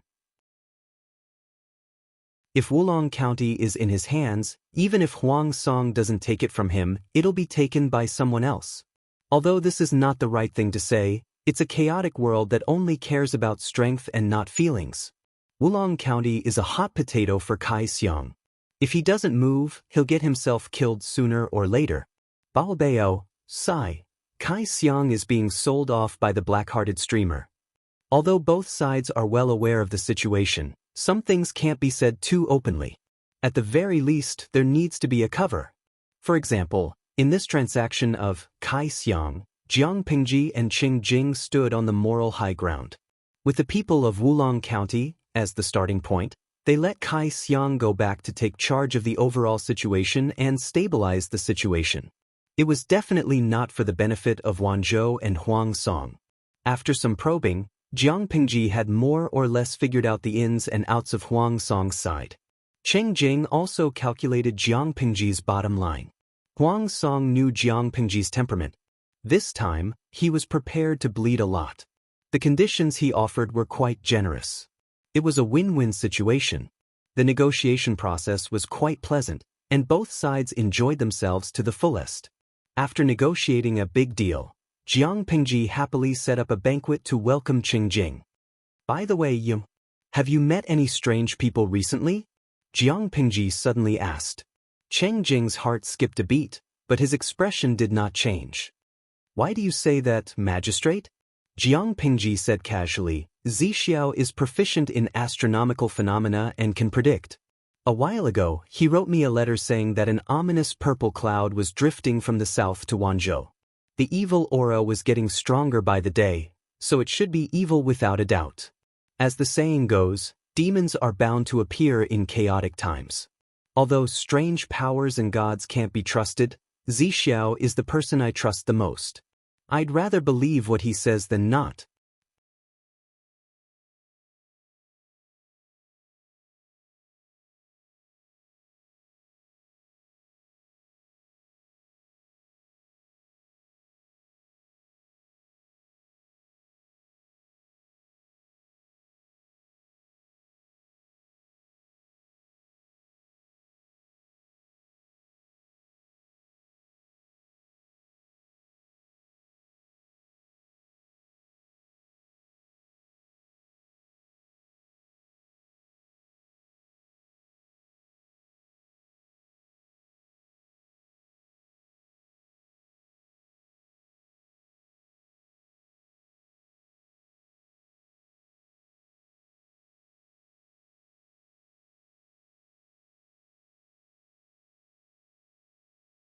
Chapter 843.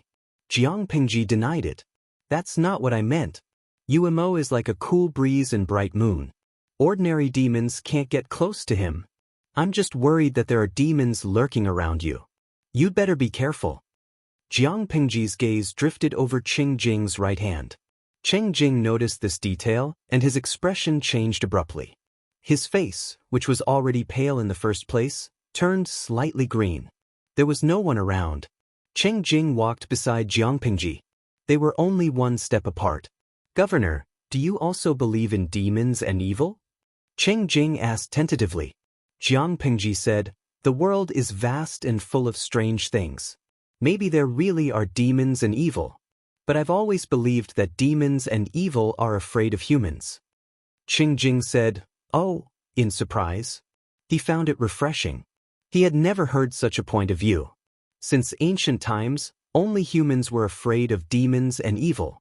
Why would demons and evil be afraid of humans? Jiang Pingji continued, the theory of demons and evil has been around for a long time.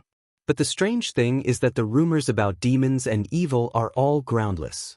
There has never been a convincing conclusion or evidence. I think, if demons and evil are really as strong as people say, why do they hide behind humans and dare not show themselves? It's obvious that demons and evil are afraid of humans. That's why they hide like rats in the gutter. They can't see the light. Qingjing said with a smile, Governor, your words are novel. The demons and evil in the world aren't scary. What's scary is the human heart. I'm afraid that all the Buddhas in the world can't purify the evil in the human heart. Jiang Pingji was implying something. Although Qingjing didn't express his opinion, his expression showed that he agreed with this point of view. At that moment, Qingjing stretched his right hand out of his long sleeve, revealing his palm that was wrapped in white cloth. From the outline of his slender knuckles, Qingjing's hand was very beautiful. It was indeed a pair of hands that could splash ink and paint. He asked, in your opinion, is the demon and evil that Mr. Wei Ci mentioned a human or a demon? Jiang Pingji said, it's hard to say. It depends on what Yumo thinks. Qingjing responded in silence. His frowning brows showed some worry. He could feel that as time went by, his actions were becoming more and more abnormal. His memory was also seriously confused. Although it didn't affect his business, judging from Yuan Chang's reaction, his temperament had changed quite a bit. Countless times he had wanted to kill the evildoer who was lurking around him, but when he thought of the other party's strange supernatural powers, he could only endure it. I thought that it should be a demon. Qingjing's mind turned and he asked, does Mr. Wei Ci know how to exterminate a demon? Jiang Pingji laughed and said, With Zixiao's mediocre martial arts, he thinks it's too little meat to feed a demon. You asked the wrong person. Qing Jing, mocking her subordinates behind her back, such a lord. He really did not know how Wei Ci and the rest could tolerate it. Damn it. Jiang Pingji continued, however, if Yumo wants to know how to eliminate demons, you can ask me. Qing Jing had a suspicious look on his face. Then, he thought of something and his expression changed subtly. He remembered the magnificent feat of the man before him. During the rescue of the emperor, Qing Jing did not have the right to accompany Huang Song to court. According to Huang Song's account, the magistrate of Wanzhou in front of him had single-handedly dismembered something that seemed to be a demon. With such tyrannical strength, it was no wonder that she said she was not afraid of demons and evil. Qing Jing's heart was stirred. He was a little tempted but also a little hesitant. What good plan does the magistrate have? When he asked this question, Qing Jing's expression froze slightly. This should be the question of a ruler asking his subordinate. As a strategist, it was really embarrassing for him to ask Jiang Pingji instead of thinking of a good plan. But since he had already said it, he could only brace himself and wait for the answer. Jiang Pingji said with a smile, "Do you still need to ask?" "Of course, it's to lure the other party out and kill it on the spot." Qing Jing frowned and looked at Jiang Pingji with slight hesitation. "Is what you said true, magistrate?" "Absolutely true." Qing Jing thought of Jiang Pingji's magnificent feat, and his wavering heart gradually calmed down. Maybe he could give it a try. The banquet would only start in the evening. Qing Jing first went back to his resting place to shower and change his clothes. As soon as he finished cleaning up, he noticed that there was one more breath in the room. The air was filled with the faint fragrance of cosmetics. He was born in a gentry family.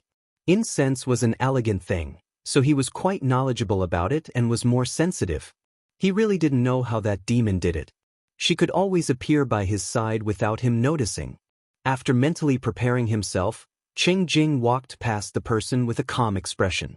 He took out his scholar's sword and hung it on his waist.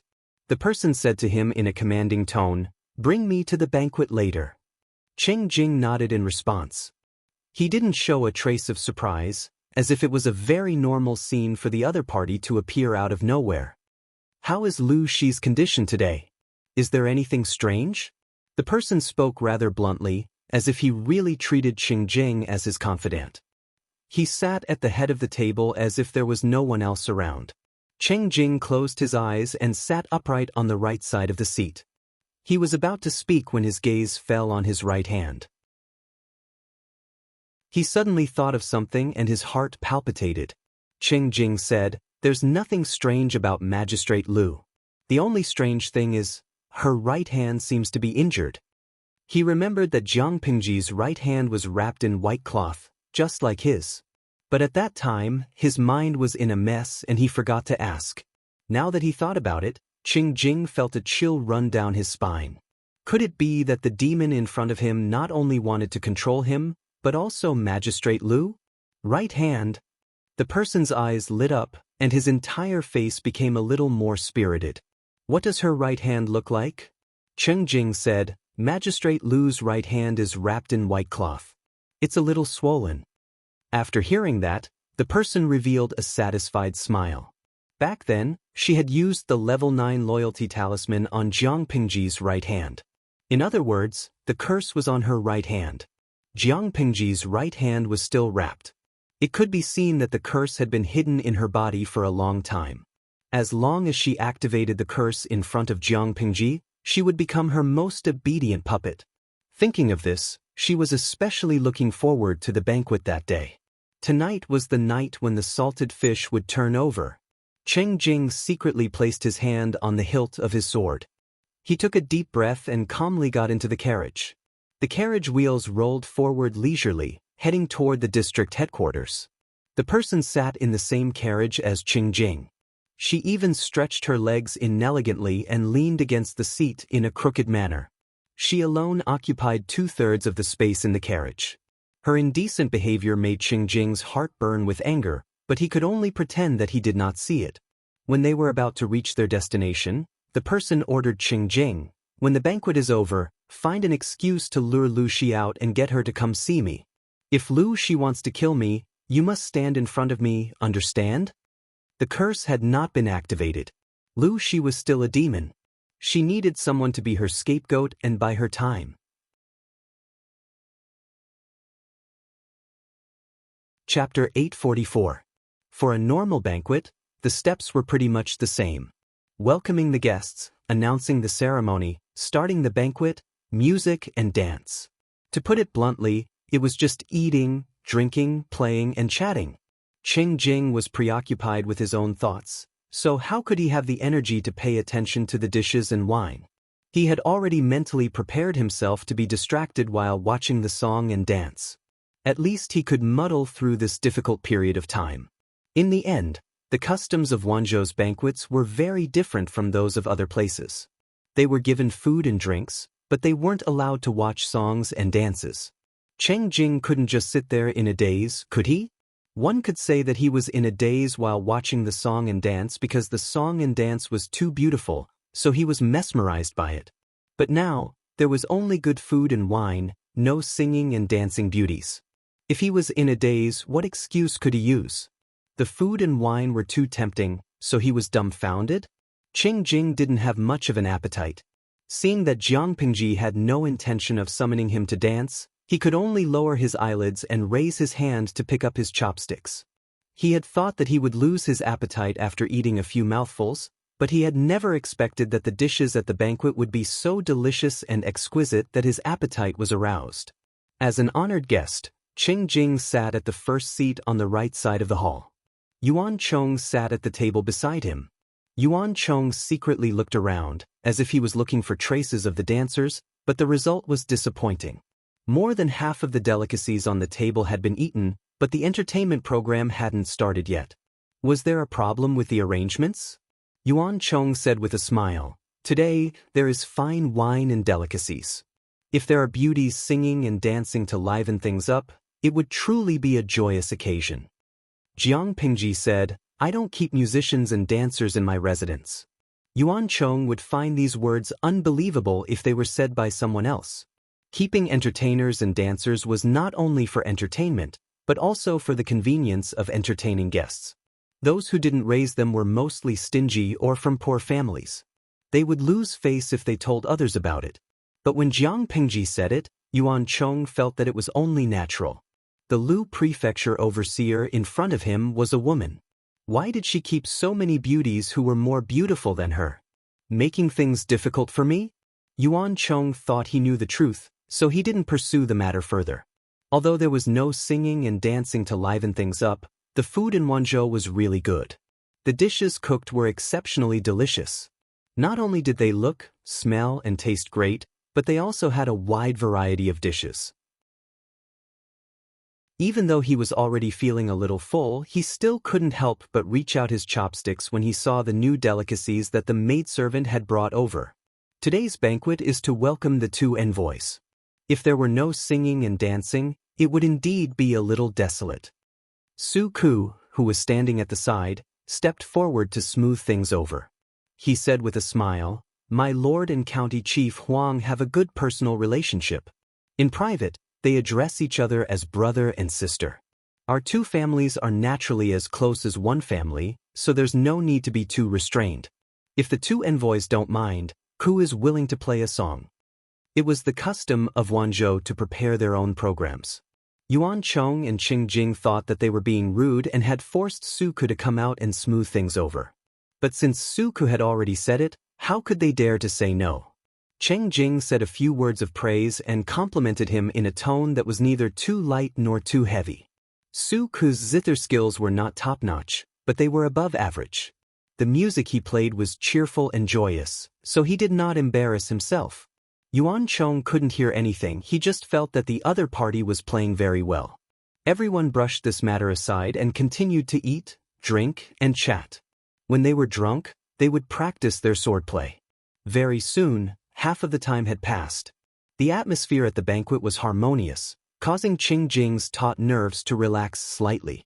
However, his gaze would always drift to Jiang Pingji's right hand, and there was a strong sense of struggle in his eyes. He had heard more than once that Lu Shi was good at fighting, and he had also heard Huang Song vividly describe the scene of Lu Shi using a ceremonial tablet to dismember people at court. Even so, Jiang Pengji was still human. Could she really deal with that demon? The demon was obviously plotting against Lu Shi. If he led Lu Shi to the demon, would he really not harm her? Cheng Jing was not afraid of anything else. He was only worried that it would bring disaster to Huang Song. While he was hesitating, the banquet had already come to an end. Whether it was the absent-minded Cheng Jing, the gourmet Yuan Chong, or the civil and military talents who were freeloading from Jiang Pengji's tent, they maintained an upright sitting posture while secretly covering their stomachs with their sleeves. They rubbed their bloated bellies with the cover of their sleeves.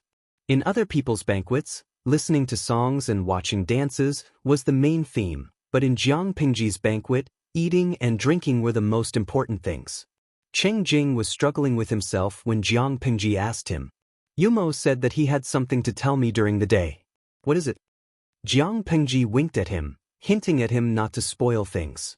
Cheng Jing was stunned for a moment, but he readily followed her advice. He bowed and said, "My lord ordered me to pass on a message. If it's convenient, I would like to discuss it in detail with you in private." Official matters certainly could not be discussed at the banquet. It was normal to ask for the attendants to be dismissed or to discuss it in detail in private. Jiang Pengji said, "Of course." The banquet ended, and Cheng Jing let Yuan Chong return to the place where he was staying. "I have something important to discuss with you in detail. Heng Shu, you don't have to wait outside. Just leave a carriage behind." After giving instructions, Cheng Jing left with Jiang Pengji. The two of them walked under the moonlight to a secluded place, avoiding the eyes and ears of others. From afar, it looked like two friends walking side by side under the moonlight, chatting leisurely. Because the previous banquet was too boring, the audience watching the live stream was not very interested. There were only 2 or 3 comments on the screen. Zhandao Changkong. Is there anyone alive in the live stream room? Xinyuan Mingjing. I'm still hanging in there. I've watched the streamer eat for 2 to 3 hours. I'm starving. I'm holding a bucket of instant noodles and gnawing on it. Sai Pu. I'm hanging in there too. I haven't noticed anything strange until now, but I don't dare to leave the live stream room. I'm afraid I'll miss something big. Jiang Pengji's live stream had a certain pattern. If there were no accidents, the live stream time was from 9 to 5. If something big happened, she would extend the live stream time or start a live stream at the last minute. Everyone was a veteran in the live stream room. They knew Jiang Pengji's temper, so they kept waiting and refused to leave. When the banquet was finally over, they saw the streamer strolling under the moonlight with Cheng Jing in casual clothes. The further they walked, the more remote they became. They felt a little flustered. Could it be that the streamer had finally found her conscience and planned to give the audience some benefits, such as forcing herself against the wall or doing something shameful? More than one person made such a guess. Sans Hisong Shiningsher. I thought the streamer liked Beauty CI. It was shown in the previous live stream. Why did they suddenly change their CP? Hide and seek cat. I like Beauty CI too. I'm firmly on the streamer X and Wei C's CP. Manyang. Change their CP? Watching the streamer win over Beauty CI is my motivation to follow the live stream. Don't be so cruel. Tudufeichio. It can't be. Would the streamer fall in love with Cheng Jing? Don't scare me. You can open your mouth to spread rumors, but you'll break your legs to refute them. Although Cheng Jing looks good, has a good temperament, and has a good family background, he's much older than the streamer. He should be married and have children, right? It's impossible for the streamer to get involved in other people's marriages and families. She and Cheng Jing should really have something to discuss. Don't think too much.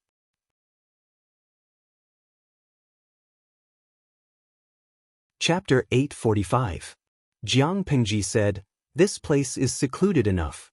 Yumo, just say what you want to say." Cheng Jing looked at Jiang Pengji helplessly. She was the one who initiated it. How did it turn into him seducing her? What should he say? He had nothing to say. Because of the seal on his hand, Cheng Jing could sense that the demon was nearby. He became more vigilant. He said, It's a long story, Jiang Pengji said. It's okay. You can make it short. Cheng Jing was speechless. The audience in the streaming room burst into laughter. Cheng Jing was Huang Song's counselor, not his own counselor. He shouldn't bully him like that. Fortunately, Cheng Jing had good mental fortitude. His expression only froze for a moment before returning to normal. His mind raced as he searched for the ink in his stomach. Very quickly, he fabricated a plausible, urgent matter. Jiang Pengji was very cooperative. She either nodded or frowned. Occasionally, she even gave her opinion. Cheng Jing secretly sighed. The magistrate of Liuzhou was also a talent. His ability to fabricate nonsense was no weaker than his own. They talked as they walked. Jiang Pengji's attention seemed to be attracted by Cheng Jing's words. The moonlight that was as cold as water shone down, elongating their shadows. They went around a rockery. Their field of view was facing the direction of the moon. In front of them was a dense cluster of abandoned rockery. The shadows were thick. If something was hidden there, no one would be able to find it. As time passed, Cheng Jing's heartbeat became louder and faster. It was almost in his throat. He felt a scorching heat on the back of his right hand. He knew that the demon was nearby. She was less than 10 feet away from him. At that moment, he heard a roar. A dark blue light attacked Jiang Pengji from the shadows in front of him. What are you waiting for? Surrender. Everything happened too suddenly. Cheng Jing instinctively made a defensive move, trying to block the strange blue light. However, he was just a scholar with weak martial arts skills. By the time he stood in front of Jiang Pengji, the light had already hit her.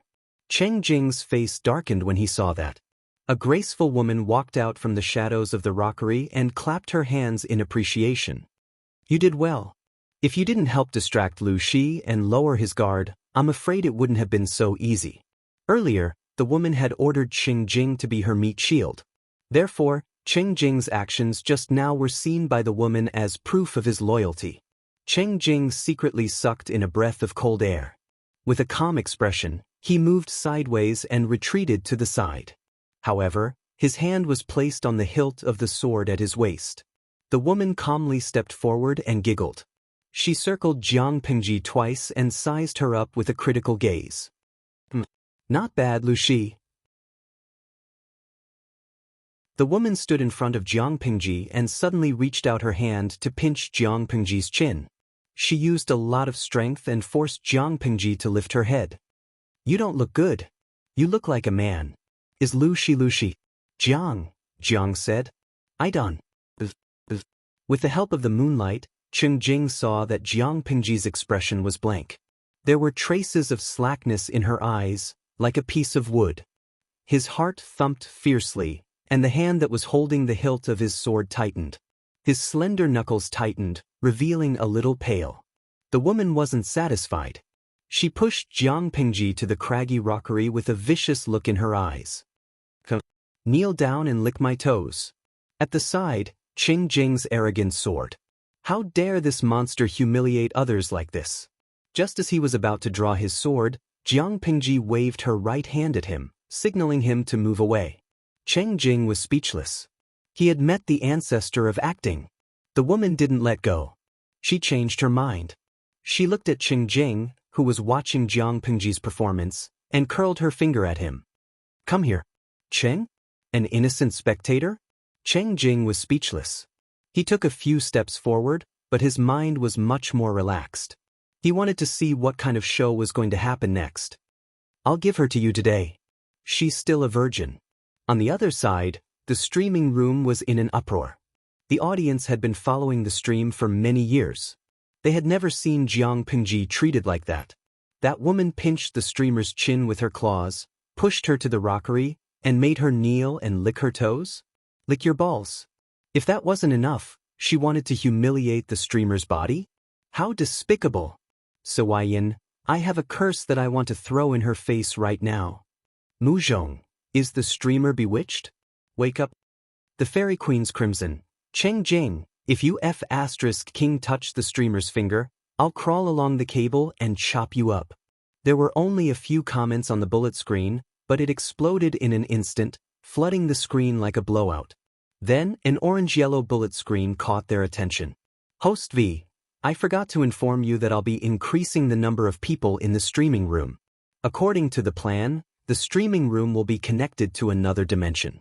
When the time comes, I'll broadcast it to the audience in both dimensions. The streaming room has limited seats. Remember to subscribe. The 150,000 viewers were speechless. Their anger was extinguished by Jiang Pingji's notice. Handsome white rabbit, damn it.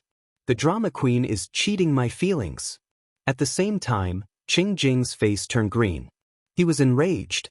The evildoer didn't know, but he knew that Jiang Pingji was sober. Lu Shi was the governor of Wanzhou. How could she treat him like an ordinary woman? In Qing Jing's opinion, even touching the corner of someone else's clothes was blasphemy, let alone physical humiliation. More importantly, what if the governor of Liuzhou bore a grudge? Qing Jing felt his vision darken. He was afraid that he wouldn't be able to walk out of Wanzhou. Even if his worldview collapsed, Qing Jing still didn't reveal any flaws. To put it bluntly, among the 3 people present, except for the woman, the other 2 were Oscar winners. The Oscars owed them so many little golden figures that they could bankrupt the Oscars.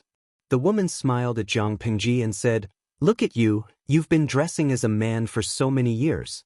I bet you don't even know what a woman is, do you? I'll fulfill your wish today. You've killed me several times in the past. You should have known that this day would come. The river flows east for 30 years and then west for 30 years. The wheel of fortune turns. You've fallen into my hands. This is your retribution. Qing Jing, what are you waiting for? I'll reward you." After saying that, the woman pinched Jiang Pingji's chin and threw her toward Qing Jing. Qing Jing wanted to dodge sideways. He didn't dare touch her, lest the other party came to settle scores with him and get him involved. Jiang Pingji was thrown by the woman like a puppet. Her toes had just left the ground when something happened in the next second. She adjusted her center of gravity in midair and grabbed the woman's wrist. Suddenly, she sank and grabbed the other party. Her right hand was like a spirit snake that wrapped around the woman's neck. With a grab and a lift, she threw the woman from the left to the right.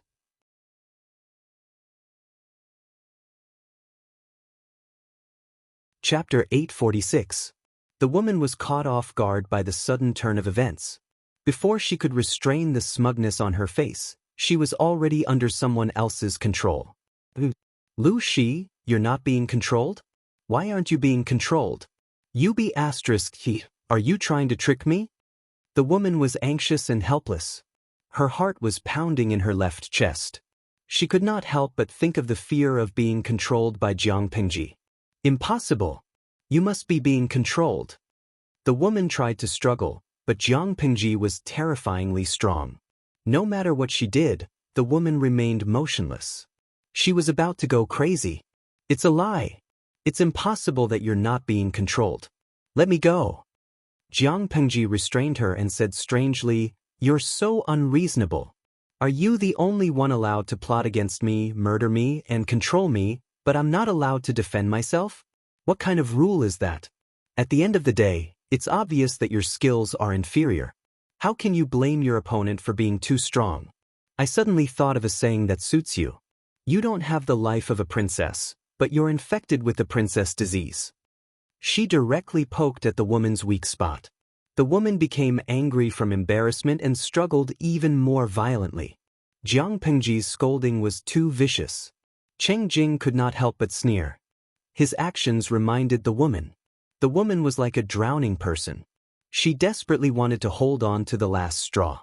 Flustered and exasperated, she said, "Qing Jing, kill her." Jiang Pingji laughed and said, "Yumo's martial arts are inferior to mine. How can he kill me?" The woman said angrily, "Lu Shi, if you kill Qing Jing, do you think Huang Song can still maintain his sibling relationship with you?"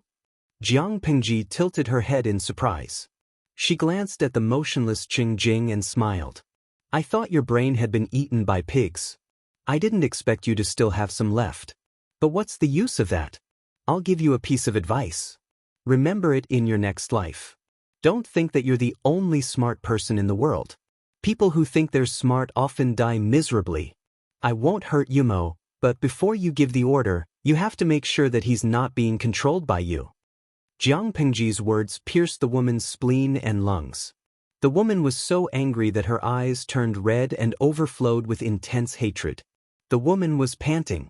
Her hair was messy, her cheeks flushed red, and the corners of her eyes shone with tears.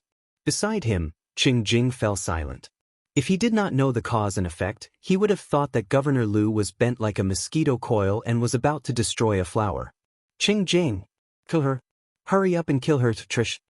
The woman refused to believe it. She couldn't control Lu Shi, but could she not control a stupid ancient man? Qing Jing let out a long sigh when his name was called out again. He said to Jiang Pengji, "Magistrate of Liuzhou, should I give way?" This was said to Jiang Pengji, but it was also a disguised rejection of the woman's order. The slap to the face came too quickly, like a tornado. She said to Qing Jing in the tone of a considerate little princess, "Move aside, move aside. The next scene is too bloody. I'm afraid it'll scare you." Qing Jing pretended to be temporarily deaf. He glanced coldly at the demon who was being suppressed by Jiang Pengji and left without any reluctance. The last bit of blood drained from the woman's face. After a while, she said fiercely, "Lu Shi, you can't kill me. I will come back for revenge, revenge on everyone around you." Jiang Pengji smiled and tightened her grip. She looked at the woman mockingly. The woman's face turned purple because of the lack of oxygen. Her eyes were filled with unwillingness, and her eyeballs almost popped out of their sockets. Just as the woman was about to die, Jiang Pengji loosened her grip again. A large amount of fresh air poured into the woman's mouth and nose. She coughed and breathed greedily. The feeling of being on the verge of death but not dying was too terrifying. She did not have the courage to try it a second time. "If you have any grudges, come at me. I can at least respect you. You shouldn't have set your eyes on the people around me," Jiang Pengji said with a smile. Her calm voice added some gentleness, but the woman did not feel any warmth. Instead, she trembled all over. The woman trembled and said shakily, "I can't die. I will come back. Lu Shi, don't ever let me get the chance.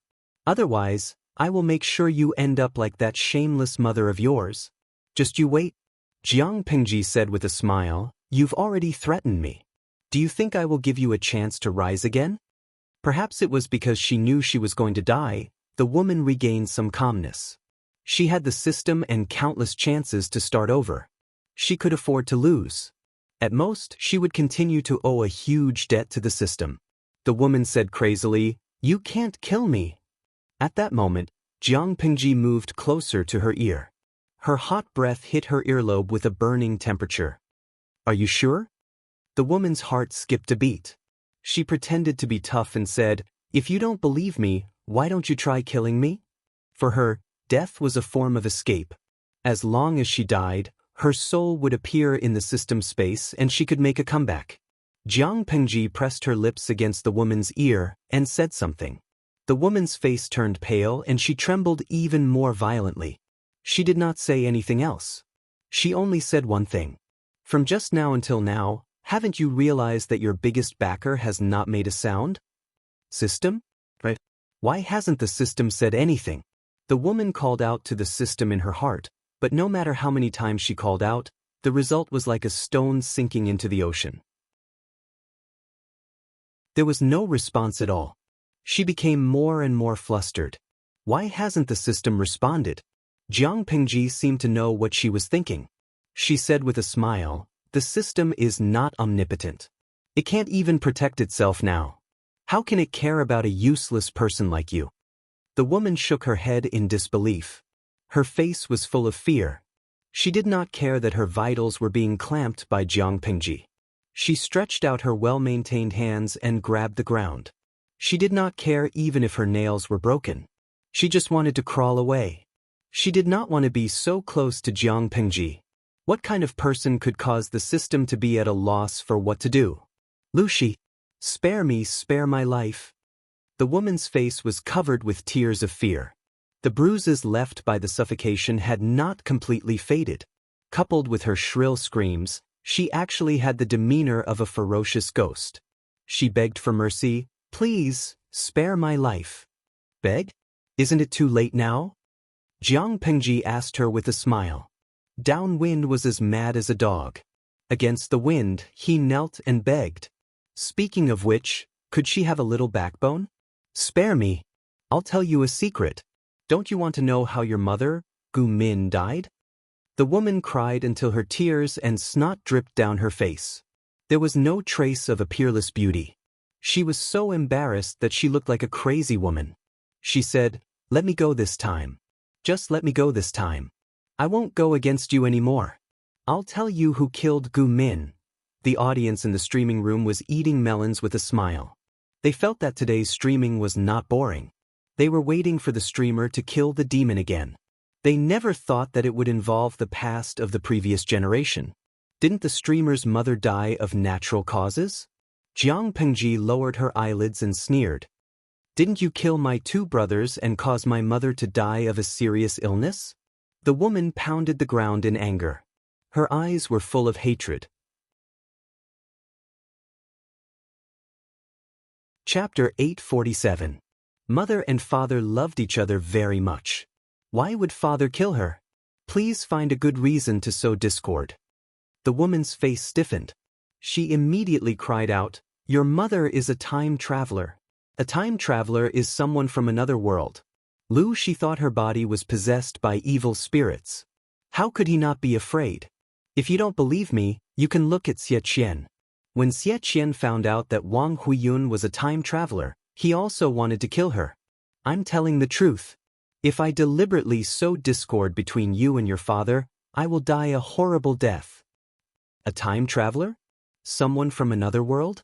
Jiang Pengji pretended not to know and asked, "Are you telling the truth?" It's absolutely true.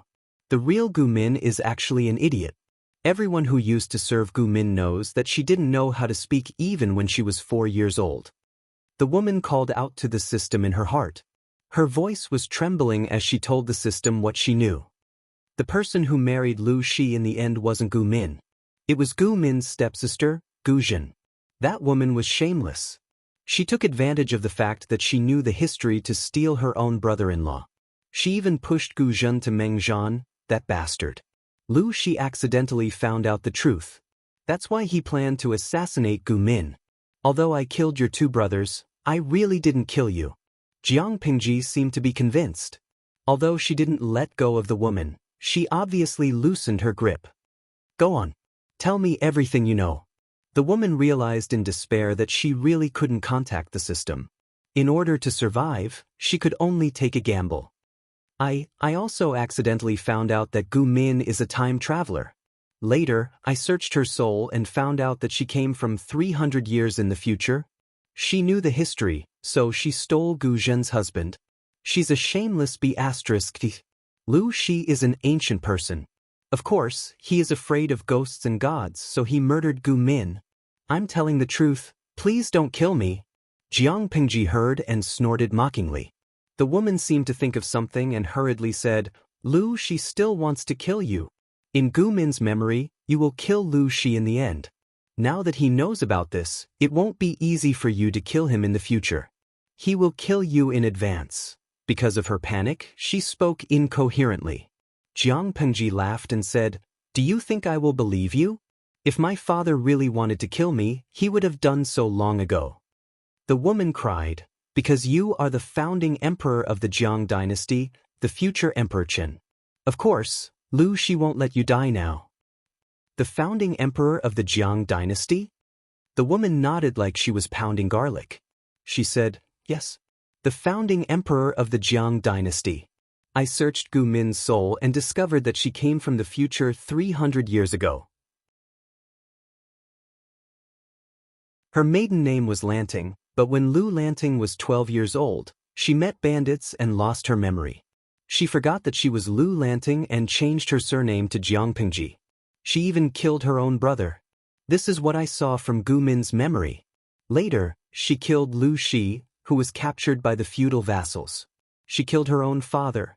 Seeing that Jiang Pengji was unmoved, the woman continued, Even if Lu Shi doesn't kill you now, he will definitely kill you in the future. Because you're the daughter of a demon, why wouldn't he be afraid? But in order to become the emperor, he has to treat you well. You have to believe me. Jiang Pengji laughed and said, if I really become the emperor one day, do you think my father can still kill me? He didn't do anything to me now, and he won't do anything to me in the future.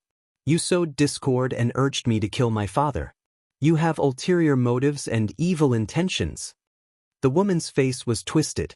She never expected that she would not be able to persuade Jiang Pengji after so much persuasion. After a while, she said, you asked me before? You asked me if it was because of me that your mother almost died. Jiang Pengji said calmly, I already know the answer to this question. Even if you answer it, it's of no value to me. You know? The woman widened her eyes in surprise. Jiang Pengji nodded. I know. The two looked at each other, and the woman suddenly laughed wildly. She laughed so hard that tears came out of her eyes. Yes. You know, I'm the stupid one. Jiang Pengji said again, are you done? If you are, prepare to be on your way. The woman's arrogant laughter stopped abruptly. Her eyes widened like copper bells, and the whites of her eyes were horrifying. You want to kill me? Jiang Pengji said faintly, I never said I won't kill you, right? You're the one who thinks too highly of yourself. Her words extinguished the last glimmer of hope in the woman's heart. In your next life, be a good person.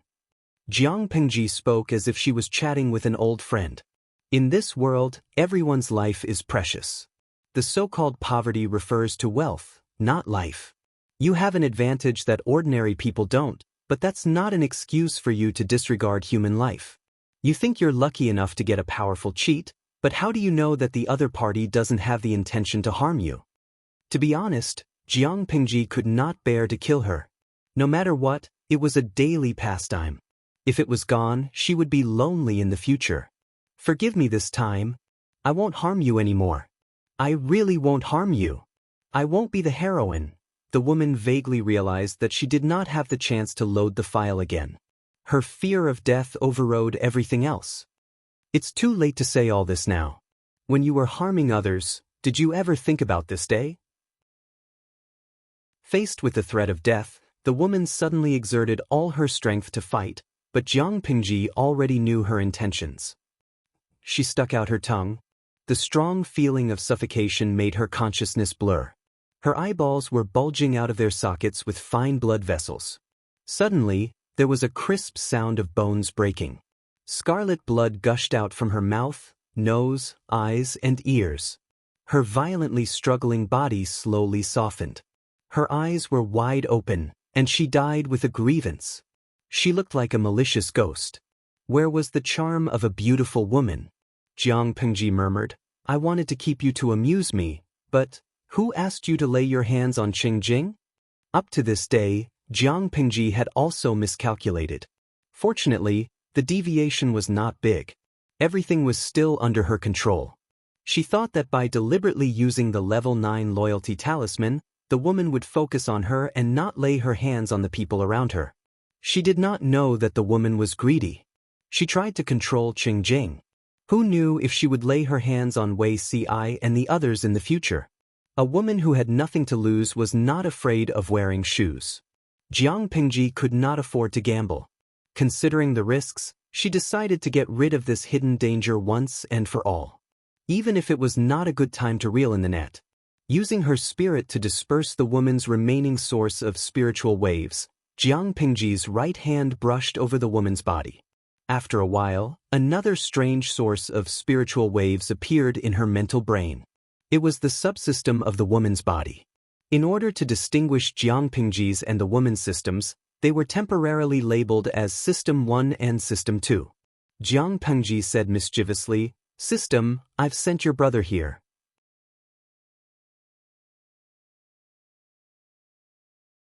Chapter 848. It's not a good habit to swear. Aren't you afraid that you'll lead the children astray? I'll send the system itself over one day, and you can play landlord with 3 people, Jiang Pengji said with a smile. She wasn't affected at all. Instead, the 2 systems were fuming with anger. What landlord? Why didn't you just play mahjong with the 4 of you? System number 2 was still confused. Its connection with the host was cut off by Jiang Pengji, and it watched as she killed the host and scattered the host's soul. This was completely different from the script it had expected. That was not all. Before it could escape, its vision went black and it was locked in a field of spiritual energy. System number 2 asked, "Where is this?" Jiang Pengji said, "My spiritual brain region." She grabbed the system on the time-traveling woman's body. The 2 streaming rooms were forced to upgrade and were currently entering the maintenance phase. Before entering the maintenance phase, she sent a message to the audience in her streaming room, asking them to hurry up and grab a seat the next day. System number 2 tried to break free, but the suppression around it was too strong. It couldn't escape at all. Near it, system number 1, which was a few times smaller than it, said coldly, "Stop struggling, stop." System number 2 only realized system number 1's situation at that moment, and it was even more confused. "Why are you imprisoned?" Because the information between the systems was not interconnected, it still didn't know that its fellow sufferer had suffered inhumane treatment. System number 1 snorted coldly. It didn't want to talk to this idiot. System number 2 calmed down and its heart sank. It felt that the script was completely different from what it had expected. It said hesitantly, "This spiritual brain region isn't normal, abnormally strong." System number 1 continued to sneer. "You've been with that stupid woman for too long. Even your IQ has been dragged down by her?" System number 2 was silent. It thought of a terrible guess. "How could you possess such a host? You're still helping her?" If it had encountered such a ghost, it would have left a long time ago. System number 1 said lifelessly, "Which of your dog eyes saw me helping her?" It was also a prisoner now, okay? It wasn't worried about anything but the main body of the system. Looking at Jiang Pingji's reaction recently, she seemed to have found out the truth, which made it anxious. As a higher life form, it had never felt so powerless before. Of the hosts it had met in the past, 9 out of 10 were idiots, and 1 was a smartass. Which one of them wasn't fooled by it? Unfortunately, the heavenly axiom was good at reincarnation. This time, the person who was fooled was him. System number 2 was the first to be separated. Once it was separated, it and the main body of the system became 2 separate entities, and there were many things it did not know. It thought it was number 1's idea to look for Jiang Pingji, so it complained, "Why did you find such a host? How was this an enslaved host? It was clearly an ancestor." System number 1 sneered, "If I had a choice, I wouldn't choose it either. Who knew that the chosen one would be so hard to deal with?" There were countless planes in the world, and each plane was equivalent to an independent entity. The better the living beings on the plane grew and flourished, the more the plane would receive in return. The so-called system was actually a parasite that traversed the various planes and secretly absorbed their origin energy. Planes also had their own consciousness. In order to let the living beings on the plane develop better, the so-called chosen one came into existence. If the system did not intervene, according to the original trajectory, Jiang Pingji would create a brand new dynasty and give back more benefits to the plane. The result? The small sapling that was the plane had been targeted by the parasite, the system. According to previous experience, as long as the chosen one was killed, and then it absorbed the origin energy of the plane step by step, it would basically be stable. System number 2 screamed loudly, "She's the chosen one? That scared me to death."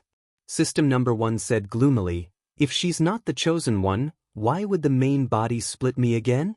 It thought it could bring disaster to the chosen one that the plane favored, but it didn't expect that she was basically a disaster that specialized in harming the system. It really didn't know where the low-level plane, which was still in a backward civilization, could capture such a soul. It was so F***ing disgusting. System number 2 was instantly stunned. It said anxiously, "What do we do now? You and I are the same. If you ask me, who should I ask?" The system was flustered and exasperated. "Can you still contact the main body?" System number 2 said dejectedly, "No." As early as when it was forcibly bound to the previous host's body by Jiang Pingji, it could not contact the main body. At that time, it knew that Jiang Pingji was not to be trifled with, but it never thought that she would be so troublesome. Not only could she threaten it, but she could also threaten the main body. Just wait. System number 1 panted heavily and said fiercely, Jiang Pengji is quite conceited. She will fall hard. Fortunately, your stupid host still has some brains and didn't give up the real main body. Otherwise, the main body might also be captured by Jiang Pengji. Then, with one master and 2 sons, the 3 systems could play landlord. At that moment, Jiang Pengji's voice sounded in the spiritual brain. She said, I think both of you are quite stupid. This is my spiritual brain. I am the god here. I can hear whatever you are whispering about. Are you sure you want to continue talking? Jiang Pengji laughed and teased while destroying the corpse. The 2 systems were as quiet as chickens. Her ears were finally at peace. Sigh. Reincarnate into a good life in your next life. If you still have the chance to be reincarnated, Jiang Pengji clapped her hands. The corpse on the ground had completely ignited. From time to time, there was the sound of an explosion. Cheng Jing was guarding from afar. When he saw the fire, he suppressed his emotions and hurried over. Magistrate Liu, has that demon been executed? Yes. Look at your hand. Are the traces still there? Cheng Jing was delighted. He raised his hand and removed the white cloth on his right hand. He saw that the area that was originally covered with ugly black lines had returned to its normal color. He solemnly bowed and said gratefully, Thank you, Magistrate, for saving my life. The black lines disappeared. He felt that his body was a little lighter. His originally dizzy mind seemed to have been dispelled and saw the sun. He was much clearer. Jiang Pengji raised her hand and helped him up. She said with a smile, You don't have to thank me. This matter is also my fault. I should have gotten rid of her earlier. Cheng Jing did not know that Jiang Pengji deliberately left a backup plan to give the time traveler a chance to make a comeback. Speaking of which, if it were not for Jiang Pengji, Cheng Jing would not have suffered such an undeserved calamity.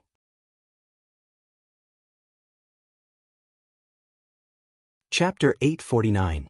Day's Village, an unknown small place in the Jiang dynasty.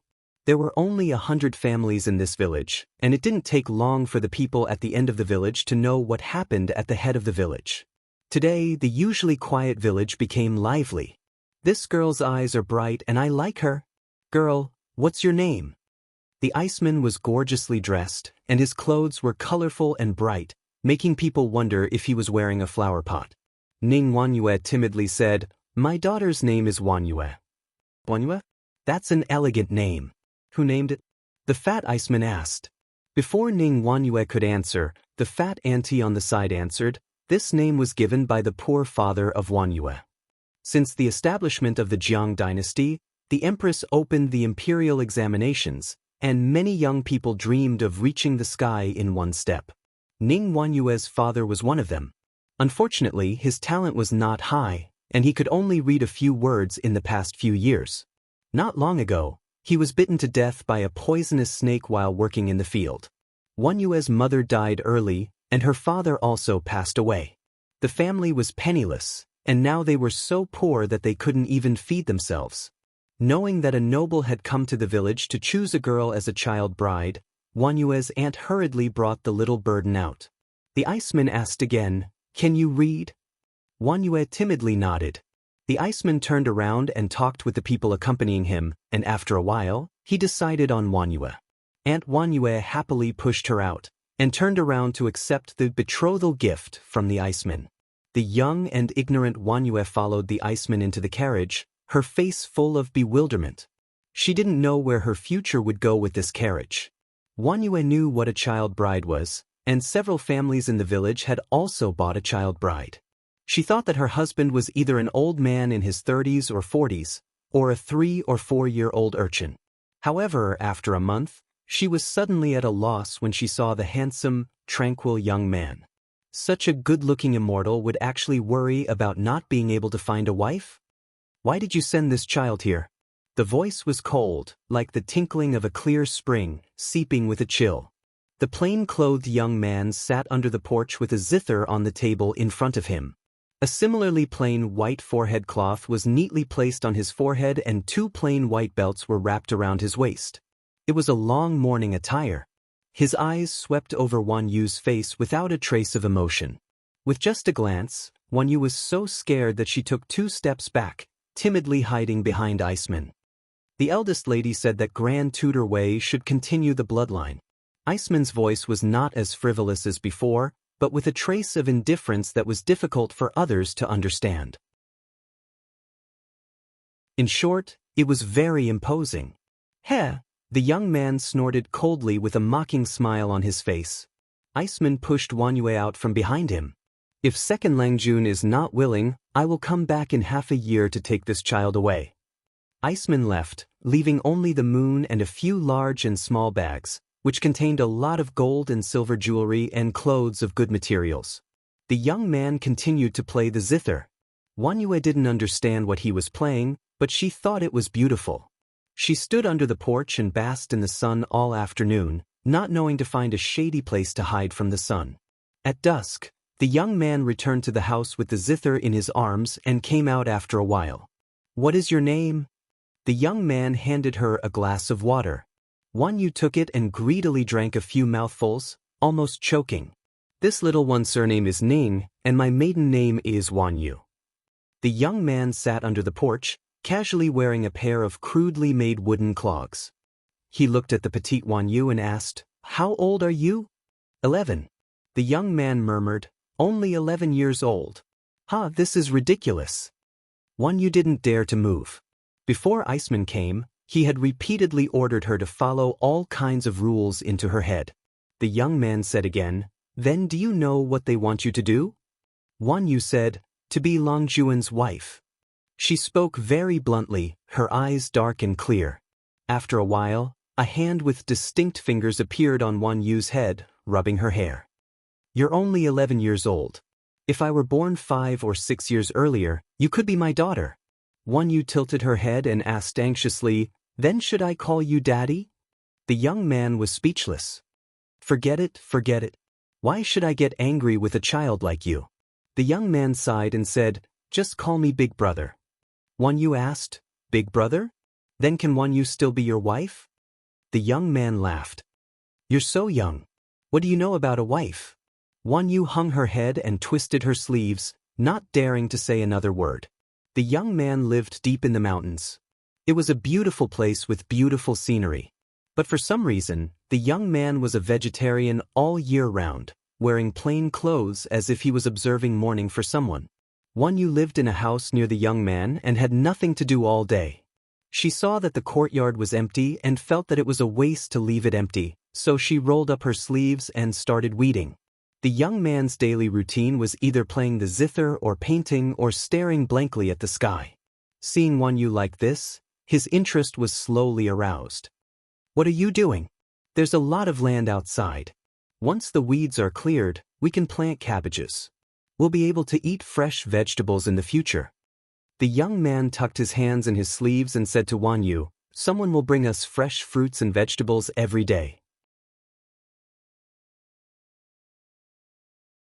There's no need to grow them ourselves." Wan Yu gasped. The young man continued, "What else? Where do you think the food I've been eating these days came from?" Wan Yu was even more confused. For the first time, she was extremely curious about the young man's identity. She lived here for a few days and found that the young man's courtyard was very large. But inside and outside, there were only 2 living people, the 2 of them. "Do you think living here is very boring?" The young man carried a zither and found a place to sit on the ground. He played a few times and turned to look at Wan Yu.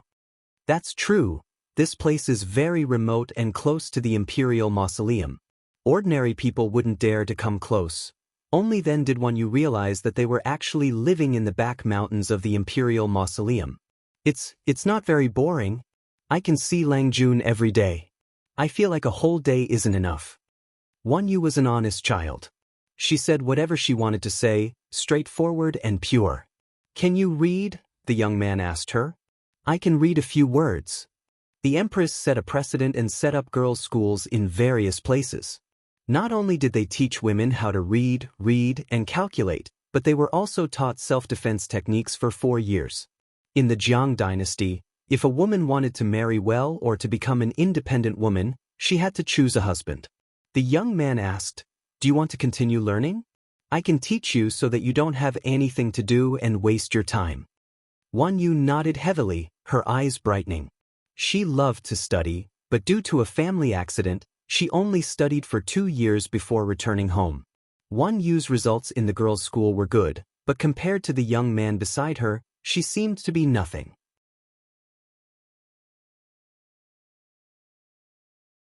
Chapter 850. Wan Yu entered the young man's study and found that the large room was filled with bookshelves stacked with countless books. So many, Wan Yu's small mouth opened slightly and forgot to close it for a long time. "My father's book collection." The young man's voice had a hint of a smile and a hint of pride. This was the first time Wan Yu heard the young man talk about his family. Unknowingly, Wan Yu had been here for half a year and the deadline with the Iceman was approaching. Wan Yu was so anxious that she couldn't even concentrate on her daily studies and was quickly seen through by the young man. "If you don't like learning, then give it up. Why force yourself?" Listening to Wan Yu's messy playing, the young man's face flashed with anger. Wan Yu hung her head, dispirited and stammering as she voiced out her worries. "Just for this?" The young man was surprised. Wan Yu said, "If Lang Jun doesn't like it, then the Iceman will send me back and then I'll be sold by Auntie again." The young man sat by the zither table, not knowing what to think. "I'm afraid that for the rest of my life I'll be neighbors with the mausoleum and never be able to leave." The young man sighed. "You're still young. I'll talk to that woman and ask her to help you arrange a marriage. She's the most obedient lackey in the world, obeying the orders of the most powerful person in the world." Wan Yu didn't know why the young man wanted to live in seclusion near the mausoleum, but from the looks of it, he had his own reasons as well as external constraints. For more than half a year, the young man's largest area of activity was near the mausoleum and he never spent the night outside, returning as soon as it was dark. But, what if Wan Yu covets Langjuan's looks and no longer likes anyone else? The Jiang dynasty was open. It was common for women to confess their love to men. In the troubled times of 20 or 30 years ago, Wan Yu could have married at this age. "You're still young. In a few days you'll be 12, in a few years you'll be 18, not young." After rounding it up, she would be an adult. Wan Yu gathered her courage. She knew that there was no better person in the world than the young man in front of her. The young man was speechless. Facing Wan Yu, who was smaller than him, he didn't say anything. In his eyes, she was just a naive child. Wan Yu had lived with the young man in the back mountain of the mausoleum for nearly 6 years. In the blink of an eye, she had grown into a slender and elegant beauty. The young man still looked the same, except that his facial features were more mature. Time seemed to have stopped on him. One day, she went out to pick some fruits that she had planted. When she returned home, she found that there were many exquisite carriages and horses outside the courtyard. She nervously moved forward, but was not stopped. Wan Yu saw the Iceman from several years ago. He was dressed in a green and white chrysanthemum dress, looking very capable and experienced. "Who are you?" Wan Yu asked anxiously. The other party also looked at her. After a while, he recognized her as the girl from many years ago. "The first lady is talking to the second Lang Jun inside. Let's wait here." Iceman nodded and smiled at her, which made Lan Yue even more nervous. The first lady inside, was that his family? It was strange. Since Wan Yu first met the young man, he had always been wearing plain clothes, a plain forehead cloth, and a belt. He even avoided greasy food. If he was mourning for his family, he wouldn't have been mourning for 6 or 7 years, would he? Standing in the corridor, Wan Yu relied on her good hearing to faintly hear the conversation in the room. "After a few years, have you reflected on yourself?" The one who spoke was a woman. Her voice was slightly hoarse, but inexplicably carried a strong aura. The young man sneered.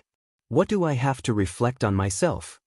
The woman said, "Even now, you still don't think you're wrong?" The young man pursed his lips and said nothing. Wan Yu's heart inexplicably tightened. Although she didn't know what happened to the young man's family, she had been with him for many years and often saw regret and frustration in his eyes. The young man's voice rose a few octaves. He said, "You think I'm wrong? Jiang Yan, you've had all the good things in the world. Why is it that even when I'm asking for an explanation, I'm being accused of treason? We're clearly siblings from the same mother. You're powerful, and I'm just the son of a concubine. You've been carefully taught by her, and I've been secretly ridiculed. Jiang Yan, how have I done worse than you? You were born a proud son of heaven, but when I was born, my identity was erased, and I was marked as a dead person. Has she ever asked me how I feel? Wan Yu was frightened like a startled bird. She had known the young man for so many years, but when had she ever seen him so emotional? The woman in the room said calmly, "In the end, it's still hard for you to calm down." The young man said, "I would rather accept the imperial edict and commit suicide in front of the palace than live out my days in this mausoleum's back mountain." The woman sighed. "I thought that since you've lived here for so long, you should be able to calm down and reflect on the situation back then. The Grand Tutor has high hopes for you, and Mother has high expectations for you, but you only know how to throw a tantrum. Ask for an explanation? The price of asking for an explanation is simply too heavy." The young man didn't answer, but the sound of something heavy falling came from the room, as if someone had thrown something on the table to the ground. "Jiang Yan, it's easy for you to say. She's never looked me in the eye, not even once." If he didn't know the truth, the young man could still muddle along. No matter what, he was the only son of the Grand Tutor of the current crown princess. Even though he was Ting Chia's bastard son, he could still live a happy life. However, the truth was cruel. He was actually the son of the emperor, and back then he was posthumously conferred the title of Crown Prince Zhangzhua. Two identities, one earth, the other heaven. He couldn't calm down. Why did he have to be stripped of his identity at birth? Since he was to be despised and abandoned at birth, he might as well not have been born at all. They were of the same mother, but their treatment was so different. At that time, he was indeed naive and ignorant, deceived by others.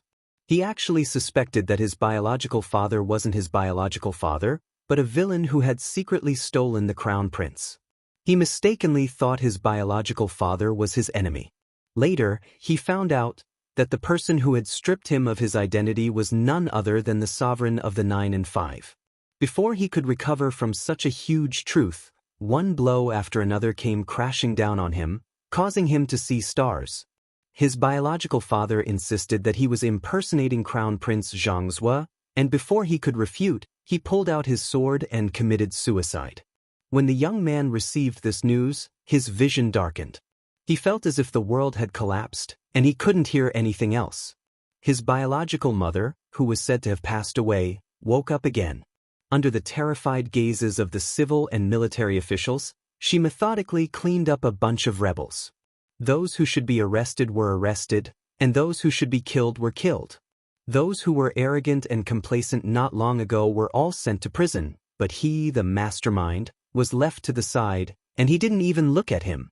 Even when his biological mother really passed away due to a critical illness, he still didn't receive any word about his punishment. He was actually like a clown, ignored to this point. "You didn't look at me properly?" The woman smiled. "So, that's what you think. Then, do you want to hear what I have to say?"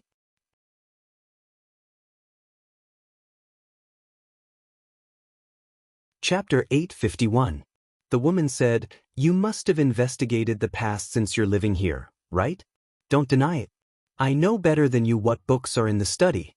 The world is unstable and there are many contradictions in the court. Mother spends 14 to 16 hours a day busy with court affairs. You can follow the Grand Tutor into the palace and see her a few times a year. What about me? When you're tired of studying, you throw a tantrum and refuse to learn. The Grand Tutor patiently coaxes you, but what about me? I can only be accompanied by books, and I can't finish learning every day. In my spare time, I'm even taken to the common people to experience their situation. I've been a dock laborer, learned to beg on the streets, and hid in the countryside to investigate the people's situation. Wait, Song, can I hate you too? I don't even dare to fall sick. Other than the maids, no one is by my side. When you're slightly ill, the Grand Tutor stays up all night watching over you. Mother is so busy that she even grabs the imperial physician for questioning. Wait, Song, you live a relaxed and happy life, But have you ever thought about the suffering of others? Outside the room, Wanyue listened with worry. Mother also said before she passed away that she regretted letting you live too comfortably. That's why she had so much time to think. The Grand Tutor feels guilty for spoiling you too naively. Just a mere rumor can make you feel uneasy? Tell me, other than the throne, what do you have that makes you feel uneasy? The woman continued, Mother fought for the world. You're only her son, not her. She can give the world to whoever she wants. So what if you're her son? Must she leave the world to you? The youth couldn't bear it any longer. I never wanted the world. I only hoped that she would acknowledge me, that I could properly call her mother, and that I could be recorded in the genealogy. But everyone told me that I was only a disgrace to her. He was young and insensible, and he was used as a sharp knife to stab his loved one in the chest. How could he want this? He watched over the coffin for 12 years. Did she really think that he was an unfilial son and wasn't sad at all? You're recorded as a legitimate son in the Wei family genealogy, the woman said. In the genealogy, the legal wife next to the Grand Tutor is Lu Lanting. The youth didn't recover for a moment. Back then, Mother only wanted to have one child. However, she was concerned about the Grand Tutor, so she took the risk to give birth to you. Her original intention was for you to accompany the Grand Tutor and inherit the Wei family. The woman suddenly said, In front of others, I can only call him Grand Tutor. I also want to properly call him father. The young man was speechless. Forget it. It's all history from more than a decade ago. I didn't come here today to talk nonsense with you. The woman said, It's about time for you and Ning Wanyue to get married. As your older sister, I should send you a congratulatory gift. If you and her descendants can be of great use, I will pardon them and allow them to enter the imperial court. If you think it through, send someone to let me know. If you haven't figured it out, you can continue to be the guardian. Before his mother passed away, she had left behind a posthumous edict that punished Wei Tsong to guard the coffin for 12 years. Now, the time limit was up. This was the first time Ning Wanyue saw Wei Tsong's older sister, Jiang Yan, for the last time. Upon seeing the other party, Ning Wanyue hurriedly greeted him. The other party stood by her side and said, Take good care of him for us. Don't spoil him too much. Ning Wanyue's eyes widened in fright. By the time she regained her senses, the other party had already left, leaving behind only countless betrothal gifts and dowry. Langjun? Your older sister. The young man's face darkened. He was in a very bad mood as he plucked the zither from time to time. Call me Fusho. I want to hear someone call me that again. The young man had a name. His surname was Wei, and his given name was Kong. His courtesy name was Tingzheng. He was one of the people involved in the once sensational Crown Prince Zhangzhou case. Fusho. Before Ning Wanyue could finish, the young man said hoarsely, She won't come again. You should also leave. You want to drive me away? Ning Wanyue tugged at her sleeves and bit her lower lip. That's right. How can my identity be worthy of you? How could she have imagined that the young man, who wore plain clothes all year round, was actually a member of the imperial family? Ning Wanyue was just a country girl. Even though she had studied with the young man for several years, she was still lacking something. To put it bluntly, she didn't look like a crown prince when she wore a dragon robe. The young man plucked the zither in silence. After a while, he said, Your life will be so boring if you follow me. Ning Wanyue said, I've lived here with you for 6 years. Have you ever heard me say that it's boring? The young man was distraught. He put the zither to the side. Shout for me again. Ning Wanyue had thought that there was no hope. After hearing his words, she hesitated and called out, Fusho. The young man said, When I was young, I made a huge mistake. Even though I guarded the coffin for 12 years, I still couldn't erase the wound in my heart. Ning Wanyue said, Since you're so remorseful, why did you talk back to that lord just now? The young man didn't answer. He was afraid that if he admitted defeat, even the last family member who was willing to pay attention to him would ignore him. He had guarded the coffin here for 12 years and had only seen his older sister twice in total. The first time was when he had just been sent to the back mountain of the imperial mausoleum. The second time was today. He was a commoner, while the other party was the emperor sitting on the dragon throne. If the other party didn't think of him, he wouldn't even be able to enter the imperial city, let alone see her. There are some things you don't understand. The young man hung his head, half of his face buried in the shadows. Ning Wanyue really didn't understand. The young man continued, "She's still patient with me. I can beg her to bestow you a good marriage." No matter what, she was a student taught by the young man. In terms of talent and learning, few noble ladies in the imperial city could compare to Wanyue. If she had a good identity, she would definitely be rich for the rest of her life. Ning Wanyue was originally sad, but when she heard the young man's words, she suddenly laughed. The young man asked, "What are you laughing at?" Ning Wanyue said, "I just feel that there's still hope for me to stay by your side. If you don't care about me, why bother using the word beg? I've been with you for many years, but I've never seen you use such a word. Now that you're willing to use it for me, it shows that I still have some weight in your heart. Tell me, shouldn't I be happy for myself?" The young man was speechless. Ning Wanyue said, "I'm just a country girl, but now that I have the chance to tie the knot with you, I can't be more than happy." The young man looked at Ning Wanyue and faintly understood why Jiang Yan's confidant chose her and sent her to his side. "Fusho, is your sister really Her Majesty?" Ning Wanyue rested her cheeks on her hands. Her cheeks were flushed, and her eyes were sparkling. It was said that both empresses were wise rulers who loved the people like their own children. Especially the current empress, who was honest and loved the people. When the empress ascended to the throne, she swore to follow her mother's example and never got married. Although she never got married, she gave birth to a daughter a few years ago. Her biological father's identity was still unknown. However, the people were more concerned about achievements and didn't pay much attention to the emperor's private life. When Ning Wanyue was young, she often heard her father talk about the achievements of the two emperors. Her father was born in troubled times, and he admired the two emperors the most. In her father's words, an emperor who could let the people live a good life was a good emperor. As for the disputes in the imperial court, they were too far away from the common people. Under her father's influence, Ning Wanyue was also a die-hard fan of the Empress. The young man saw her blushing cheeks and thought of his biological sister's appearance, and he felt inexplicably suffocated. Ning Wanyue asked him, Does Fusho still have to keep vigil here?" The young man said, "Mother, the former Empress punished me to keep vigil for 12 years.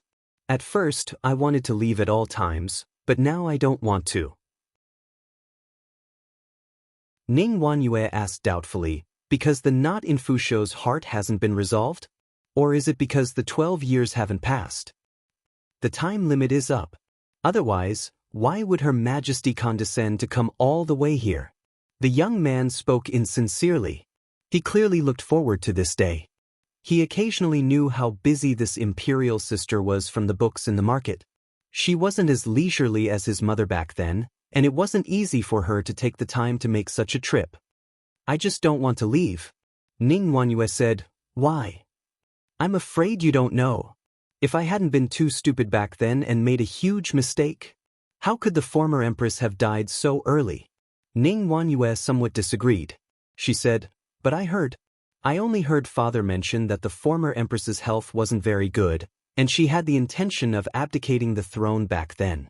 I think, with the former empress's temperament of being responsible for the people, she wouldn't have easily abandoned her heavy burden and let Her Majesty succeed the throne unless it was something beyond her control, right?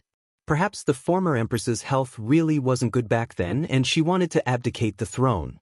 What she said next might touch the young man's sore spot, so Ning Wanyue didn't dare to continue. The young man said, "Just continue."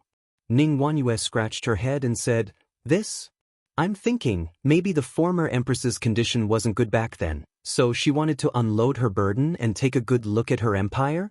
The former empress sacrificed most of her life to end the chaotic era. It would be a pity if she didn't take a good look at her empire. The young man looked at Ning Wanyue silently. "Since your period of vigil is up, why don't you walk around and take a look at the former empress? Your painting skills are excellent. You can draw it." Ning Wanyue originally wanted to persuade the young man to let go of the knot in his heart, but when she saw his slightly red eyes, she didn't know how to continue. "Let me lean on you. I'll be fine in a while." The young man leaned on her shoulder and didn't say anything for a long time. Night fell outside. The young man restrained his emotions and got up to open the boxes placed in the corner of the study. There were a total of 16 boxes, and they were neatly stacked. Ning Wanyue had never seen him open any of the boxes in the past few years. "These are my father's brushes and ink." The young man opened the boxes one by one. Ning Wanyue could still smell the fragrance of the ink on them. After they were unfolded, a magnificent scene appeared in front of her eyes. She finally knew where the young man learned his exquisite painting skills from. He rarely painted people. Most of his paintings were landscape paintings. When I looked at his paintings in the past, I always felt that he had a knot in his heart. Now that I look at it again, I realize how shallow I am. Ning Wanyue finally understood that these boxes contained the belongings of the young man's father. They were all books, poems, and paintings. Apart from a few land deeds, there were no other yellow or white objects. The cool breeze never stops, the fragrance of flowers fills the path, and the red clouds ripple for thousands of miles. The painting depicted a lotus in full bloom. The lotus leaves seemed to sway with the wind, and one could faintly smell a sweet fragrance. A graceful figure stood in the pavilion in the middle of the lake. She seemed to be looking at the person in the painting with a smile.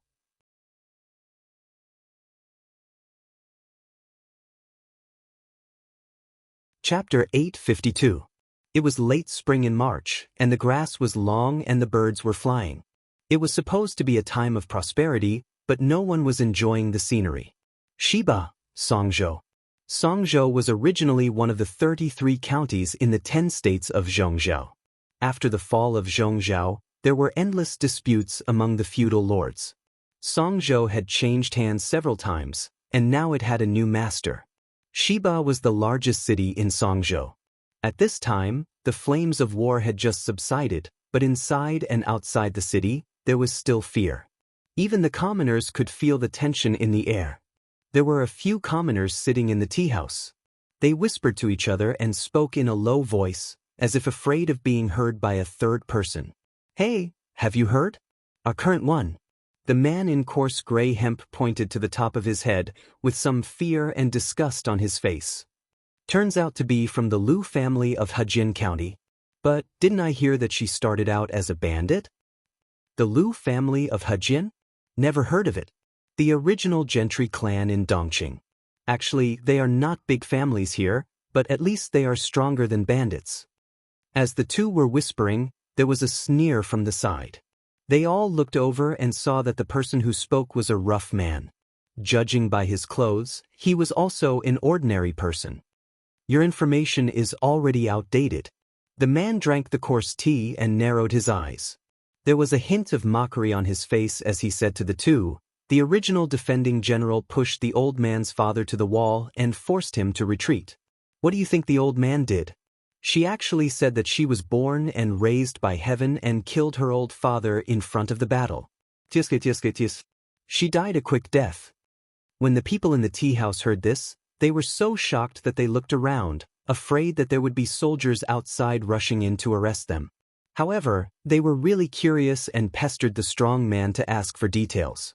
The strong man was reserved for a while, then smiled and revealed the information he knew. The person he mentioned was the new master of Shiba, one of the feudal lords of the world, the Jiang family. As for her killing her father in front of the battle, it was even more interesting. The Jiang family's troops besieged Shiba for more than 2 months. The two sides fought several times, and Shiba's disadvantage became more and more obvious. Seeing that the city was about to be breached, the nobles in Shiba became more and more anxious. They'd heard of the rumors of the Jiang clan plundering like locusts. If the city was breached, then their savings would be lost. Many nobles chose to flee in secret.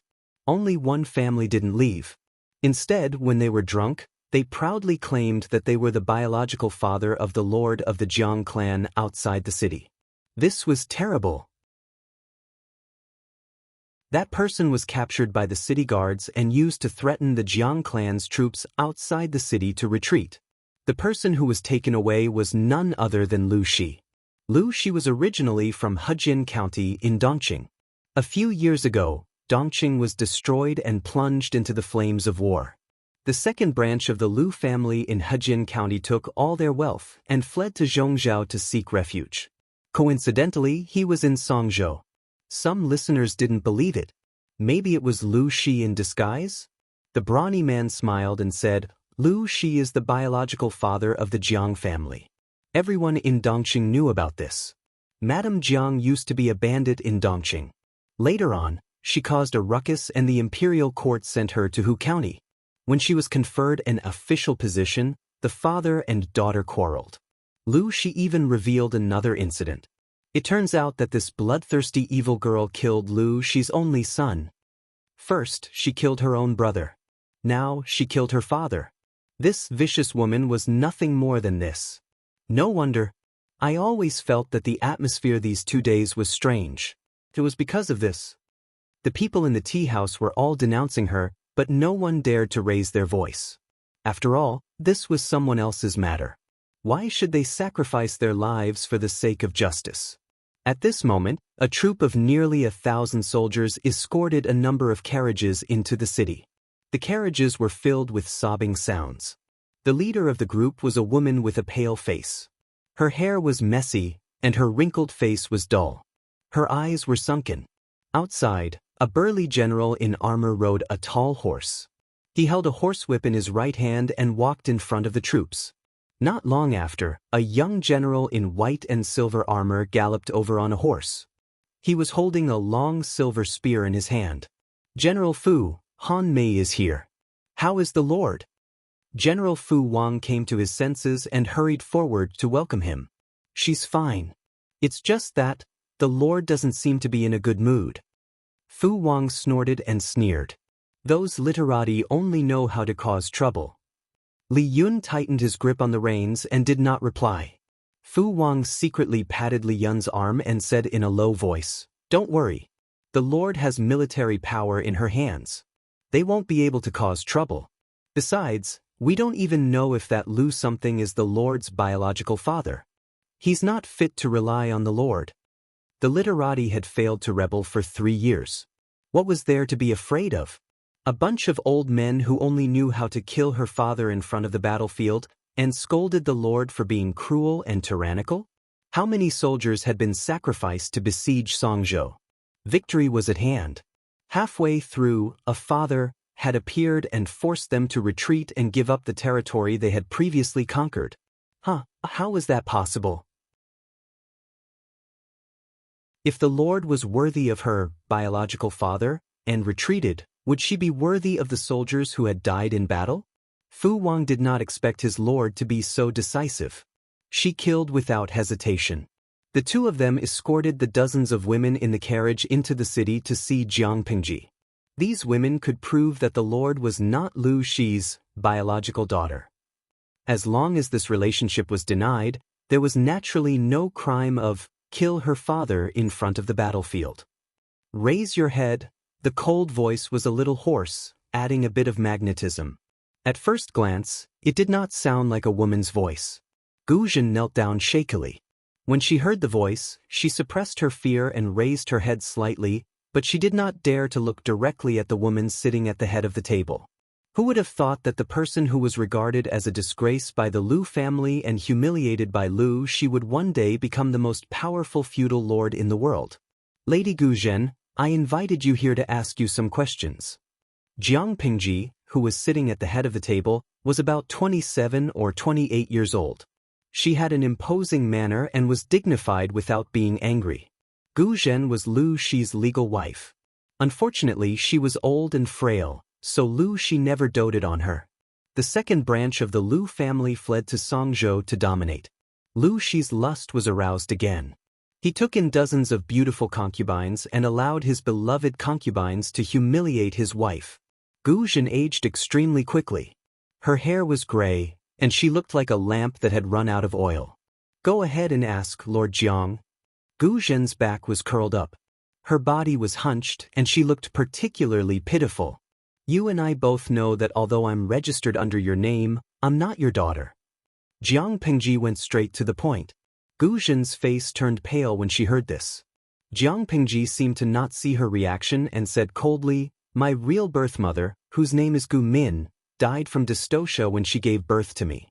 After you were widowed for less than 2 years, you married Lu Shi with me.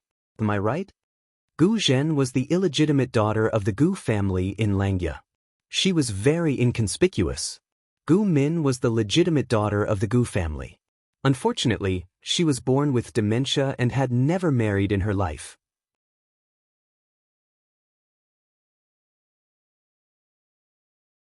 Chapter 853. Lu Shi accidentally saw Gu Min's beauty and was shocked. He took advantage of her stupidity and found an opportunity to humiliate her and make her pregnant. By the time everyone noticed the abnormality, she was already 6 months pregnant. Gu Zhen had known about this a long time ago. She had been helping to cover it up and tolerating it. When the truth came out, she would stand up and be willing to bear the stigma of being pregnant out of wedlock. She would protect Gu Min's reputation and marry Lu Shi with the child. She had taken all the benefits, and poor Gu Min had died of a hemorrhage. Hearing Jiang Pingji talk about the past, Gu Zhen could not stop trembling. Jiang Pingji asked again, "Why? Are you feeling uneasy now that you've been exposed?" Gu Zhen trembled even more violently. Jiang Pingji said, "I don't want anything else today. I just want you to admit one thing." Gu Zhen looked up as if she had seen a glimmer of hope. "You admit that you had an illicit affair with another man and that you gave the child's father to Lu Shi." Gu Zhen's expression became conflicted and strange. Jiang Pingji said, "I would rather bear the title of an illegitimate child than have anything to do with a disgusting person like Lu Shi." As for her real birth mother, Gu Min, Jiang Pingji did not want her to have a bad reputation. That was good enough. Gu Dai held back her trembling and tightened her jaw muscles. She said, "Others won't believe it. It doesn't matter if others believe it or not. What's important is that there's such a saying." Jiang Pingji smiled. "If you do well, I'll guarantee that you'll have a comfortable life in your old age. If you don't know what's good for you, I can find other witnesses. I even killed Lu Shi, let alone you." Even though many years had passed, she still remembered how Widow Zhao of the Zhao family village in Hejian County had died. Gu Zhen was so scared that her face turned pale. She answered while trembling. With this, official and unofficial history had a lot more material for people to talk about. The official history stated that the father of the Empress was Lu Shi from Hejian County, but the unofficial history stated that it was someone else. This was because Gu Zhen had personally admitted that she had an affair with someone else, yet she refused to say who the man was. This caused people's imagination to run wild. Therefore, the mystery of the Empress's birth became a hot topic for scholars of later generations. The royal family turned a blind eye, allowing them to talk about their ancestors. It was fine as long as these scholars didn't cause too much trouble. With this, the storm of killing one's father on the battlefield barely subsided.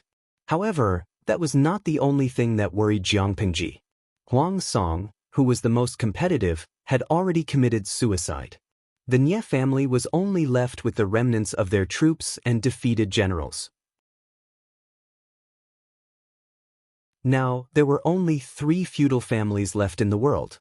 Jiang Pingji single-handedly defeated the other 2. If there were no accidents, the world would be unified within 5 years.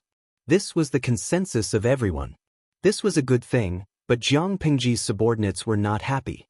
Their lord was now 29 years old and still had no children. How could they not be worried? Without an heir, even if the dynasty was unified, its inheritance would be severed after a few decades, and the world would fall into chaos. Without an heir, he would always feel anxious. In short, Jiang Pingji was being urged to get married. Not only were the strategists sighing, but many of the trusted generals were also hesitant to speak. The eunuch is more anxious than the emperor. If the lord was a man, they only needed to send a beauty. If this woman couldn't give birth, they could just change to another one. However, the lord was a woman, and giving birth required the lord to do it personally. This was a pain in the ass. They couldn't even persuade the other party to pamper their harem, because the lord did not have a backyard. This matter is not urgent. Jiang Pengji smiled as she drank. Sitting next to her was her drinking buddy, Feng Zhen. The two of them often colluded with each other.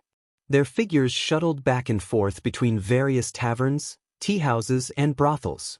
She's only 29 now. What's the rush? Feng Zhen choked on the fragrant wine in his mouth. 29 years old and she was not anxious? Did she have to wait until she was 39 before she started worrying? The lord became a bandit at the age of 12. She joined the army at the age of 16. She traveled from south to north. Now, at the age of 29, she only had such a foundation. How could there be so many years for her to squander? She was urged to get married by her subordinates in various ways. No matter how much Jiang Pingji didn't care, she could only think about this matter. Qiguanrang said, with the Lord's power, you can secretly choose someone who is good in all aspects. When the time comes, you can get rid of the father and keep the child. Wouldn't that work? Jiang Pengji glanced at Qiguanrang and asked him with her eyes, how can you think of such a bad idea? Qiguanrang returned a cold look. Why don't you think of a good idea yourself? Jiang Pengji sighed again. I'd rather have nothing than have something shoddy. If it's not the best and most suitable, I don't want anything else. Qiguanrang's face remained cold. His children would be able to get married in a few years, but the Lord was still single. Seeing that the great undertaking of unifying the world was about to enter the final stage, there was no movement from Jiang Pengji. The wind of urging people to get married had blown to Wei Ci. Even an invisible person like him knew about this matter. It was obvious how anxious everyone was. Wei Ci had been keeping a low profile for the past 2 years, but his performance in the Battle of Songzhou was quite eye-catching.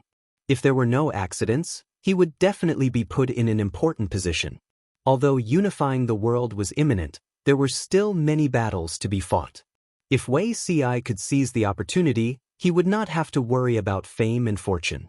He eavesdropped on Han Yu for a while and secretly noted this matter down. One day, when she was dealing with documents, Jiang Pengji pulled her to talk about business for a while. They also chatted about many trivial matters. Wei Ci took the opportunity to mention the matter of the heir.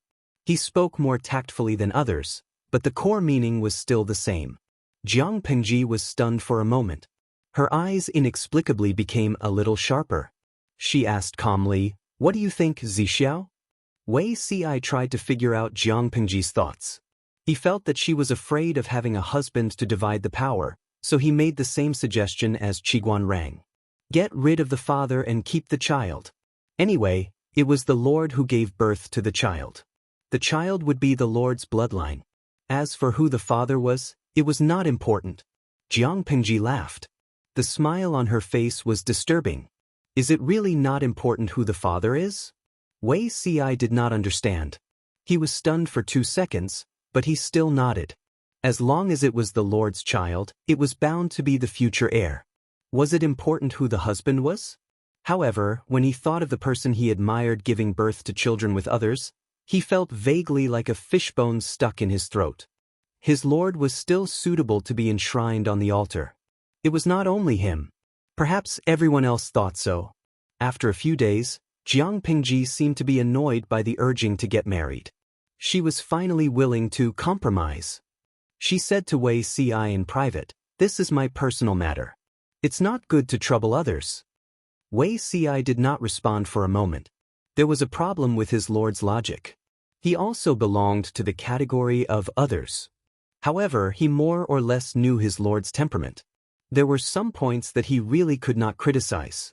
Jiang Pengji said again, "Anyway, they just want a young lord to feel at ease. Then I'll go along with their wishes. As long as a man is not a castrated eunuch, he can make a woman pregnant if he's healthy. I don't want to be picky. You can make arrangements according to my orders." Wei Ci was stunned. He did not expect his lord to be so casual. There's no time like the present. Let's choose today.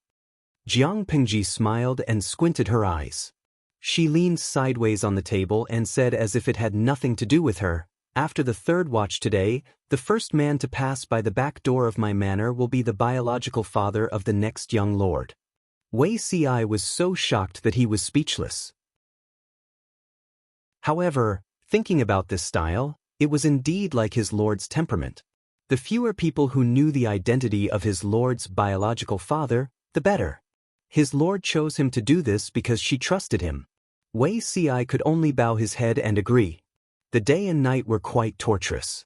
The strange feeling of having a fishbone stuck in his throat became more and more agitated as time went by.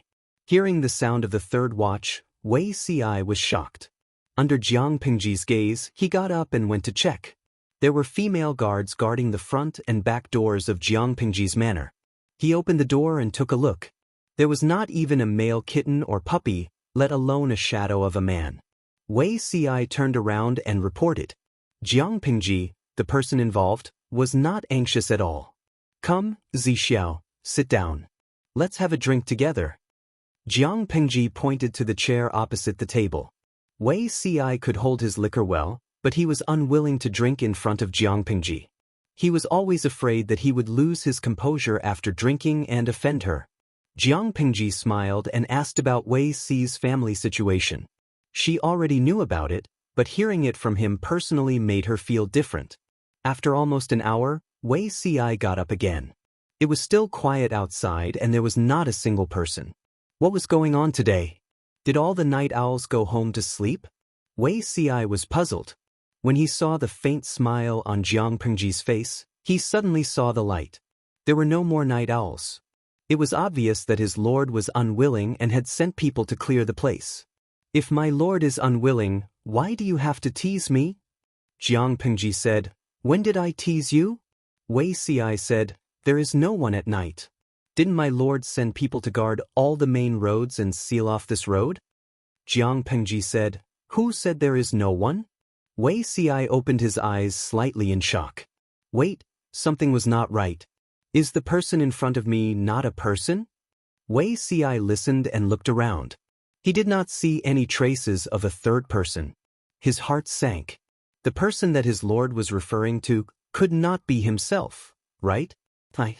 My lord, since Zixiao also said that it is not important who the father of the child is, why are you stingy for one night? Jiang Pingji got up and came to Wei Ci's side. She looked down at his pale face from above and sat beside him. A gentleman's word is as good as a fast horse's whip. I said that I want to choose a man who appears at the back door after midnight tonight. But today there is no one else but Zixiao. Wei Ci bowed to ask for forgiveness and said, I know that I am lowly and dare not blaspheme the holy body. Jiang Pingji laughed angrily. You dare not blaspheme? Why don't you think that it is blasphemy when I casually said that I want to choose any man who appears at the back door? Whether that person is beautiful or ugly, good or bad, healthy or sick, you don't know anything. Isn't this blasphemy? Wei Ci crouched on the ground. He seemed to have 1,000 words in his mouth, but now they were stuck in his throat. He could not say a word. Jiang Pingji half-squatted and raised her hand to pinch his lower jaw, forcing the two to look at each other. I have thought about it. Zixiao is the best. He has no family to implicate and is my loyal subject. I can be at ease. Wei Ci said after a while, I am old and weak. I am unable to serve my lord. Jiang Pingji said, You are only 6 or 7 years older than me. She changed the action of pinching his lower jaw to caress his cheek. Her palm touched a hot patch and she pressed it against the floor beside the table. Tonight, will you obey me?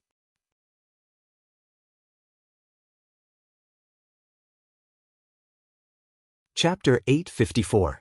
Cheng Jing felt that the past few days were probably the most torturous and full of ups and downs for him. When he heard that Jiang Pingji asked him to go back, he felt as if he had been pardoned. He secretly wiped the cold sweat off his face, bowed and retreated. Looking at the blazing fire in the distance, Cheng Jing's fear of Jiang Pingji deepened. Who exactly was this person? He was actually able to kill that kind of demon over and over again? Most importantly, would that monster rise from the ashes and descend upon the world once more? Cheng Jing did not know any of these things. He sat in the carriage and prepared to return to the place where he was staying. There was a hurried sound of horse hooves in front of him. His coachman had to give way.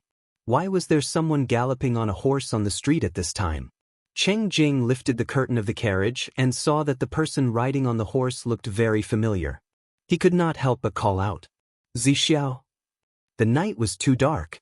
He only felt that the figure was very familiar. He could not see the side of the face clearly, so he was not sure if it was Wei Ci. Cheng Jing and Wei Ci were both disciples of Master Yuan Jing. They were not only brothers but also close friends who appreciated each other's talents. However, there were no convenient communication tools in this era. There was no internet or video chat. They could only rely on letters that were not safe and efficient. Speaking of which, Cheng Jing and Wei Ci had not seen each other for almost 3 or 4 years. How could he not be surprised that they could meet again? If not, how could meeting an old friend in a foreign land be one of the 4 happy events in life? The man on the horse heard someone calling him and hurriedly pulled the reins. Following the voice, wasn't that Wei Ci's face? Yumo. Wei Ci was also pleasantly surprised. He did not expect to see his old friend here. It was a pity that it was not the time for old friends to catch up. He hurried over from Shangjing because he had an urgent matter to attend to. He could only postpone the reunion. Cheng Jing could also see that Wei Ci was covered in dust. He had probably suffered a lot. He said with understanding, "I'm still in Xiangyang these few days. There's no hurry to catch up. Zixiao, go and do your work first." Wei Ci bowed while riding on the horse. He waved the whip again and rushed towards the district headquarters. Cheng Jing was surprised. He did not know what happened to make Wei Ci in such a hurry. Jiang Pingji had the same question. She had just sent someone to deal with the corpse of the time traveler when Wei Ci asked to see her. Isn't Zixiao building the provincial government in Shangjing? The weather was still hot and they had to travel back and forth. Wei Ci's body was weak. What if he fell ill? Quickly let them in and prepare some food to warm their stomachs. Zixiao has been traveling all the way. I'm afraid he won't have time to have a good meal. Jiang Pingji ordered someone to prepare supper in the small kitchen. Just then, Wei Ci came in from outside, his face still covered with some dust stains. "Greetings, my lord." Wei Ci saluted. Jiang Pingji asked him to stand up. "What happened in Shangjing? Why did you suddenly come back?" Calculating the time, Wei Ci should have stayed in Shangjing for a month before returning. Could it be that something went wrong during the construction of the prefecture? Jiang Pingji looked at Wei Ci's face and saw that he was calm. It seemed like it was not a bad thing. As expected, Wei Ci took out a few pieces of rolled-up paper from the bamboo tube hanging on his waist. "There are some things that are difficult to decide, so I hurried back to hand them over to my lord to make a decision."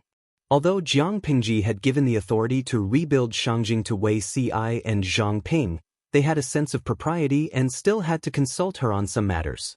Jiang Pingji said as she took the paper, "Your body has yet to recover. If there's anything urgent, you can just send someone to pass it to me. Why do you have to personally make a trip? The weather is still hot and you can't stand the heat. What if you fall ill on the way?" Wei Ci heard this and lowered his head slightly. He did not dare to look up at her, but his ears were very hot and it made him feel uncomfortable. Jiang Pingji did not care about Wei Ci's reaction. Instead, she carefully looked at the things that Wei Ci had brought. There were many miscellaneous things inside, but there were 2 things that were the most important. One was Jishan outside Shangjing. Jishan had many hot springs, which was a gift from the heavens. During the earthquake in Shangjing, Jishan's hot springs were destroyed on a large scale. The spring's mouth changed greatly. Wei Ci wanted to take advantage of the reconstruction and reorganize the area around Jishan. He could not let it go to waste. Of course, Zhang Ping disagreed with him. In Zhang Ping's inherent impression, hot springs were something that only the rich and powerful had the right to enjoy. It was a symbol of extravagance. Now that even Shangjing had not been rebuilt, why should they allocate manpower to Jishan's hot springs? Wouldn't it be a waste? Jiang Pingji asked Wei Ci, "What do you think, Zixiao?" Wei Ci said, "I have a different opinion from Shiheng. If possible, I hope to rebuild Jishan." The damage to Jishan's hot springs was not very great. If they waited for a few decades to come back and cause trouble, they did not know if it could be salvaged. Jiang Pingji looked at the letter that Zhang Ping asked Wei Ci to bring along. It contained the reasons for his objection. Zhang Ping did not say that rebuilding the hot springs was just for enjoyment. He just felt that the cost would be too high. Jiang Pingji asked, "Is there any reason?" Wei Ci also knew that if he caused trouble, it would increase the reconstruction budget. He felt a little awkward. He said, "Has my lord thought of staying in Shangjing for a long time in the future?" Jiang Pingji said, "There has been an earthquake in Shangjing. It might not happen again for hundreds of years. Maybe it will happen every few days. No one can predict what will happen in the sky. No one would feel at ease living in this place. If there is further development in the future, we will naturally have to find another place." Based on the earthquake that had happened in Shangjing, if she wanted to unify the world in the future, she would not consider setting the capital here. Wei Ci said, "I have looked carefully. In Shangjing, other than the hot springs and the capital, there is no other outstanding place. Shangjing was no longer the capital, and it would not be the capital in the future. What special feature would it have? There had been an earthquake here. If there were no other means, perhaps this place would not prosper in 100 years. If Jishan's hot springs could be preserved, it would at least be a special feature." Jiang Pingji understood what Wei Ci wanted to express. After a moment of silence, she said, "Let's do as you say." Wei Ci's body trembled and he bowed to thank her. He was not a stupid person. If he still did not understand, he was afraid that he was really stupid.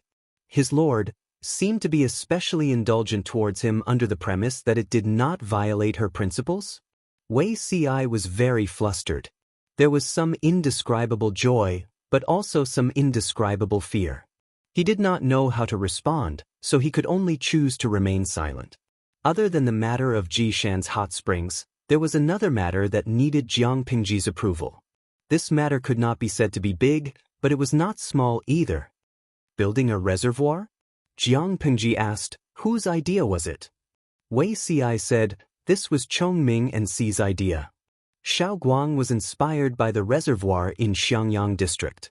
He felt that if he could use the terrain to build a reservoir, once it was completed, Xiangyang County would benefit a lot.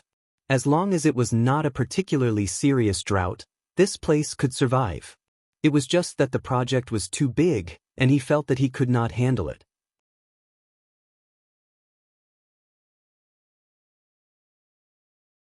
Chapter 855. Looking at the blueprint, the size of the reservoir isn't big. Xiao Guang was indeed a disciple of Moism who specialized in water conservancy.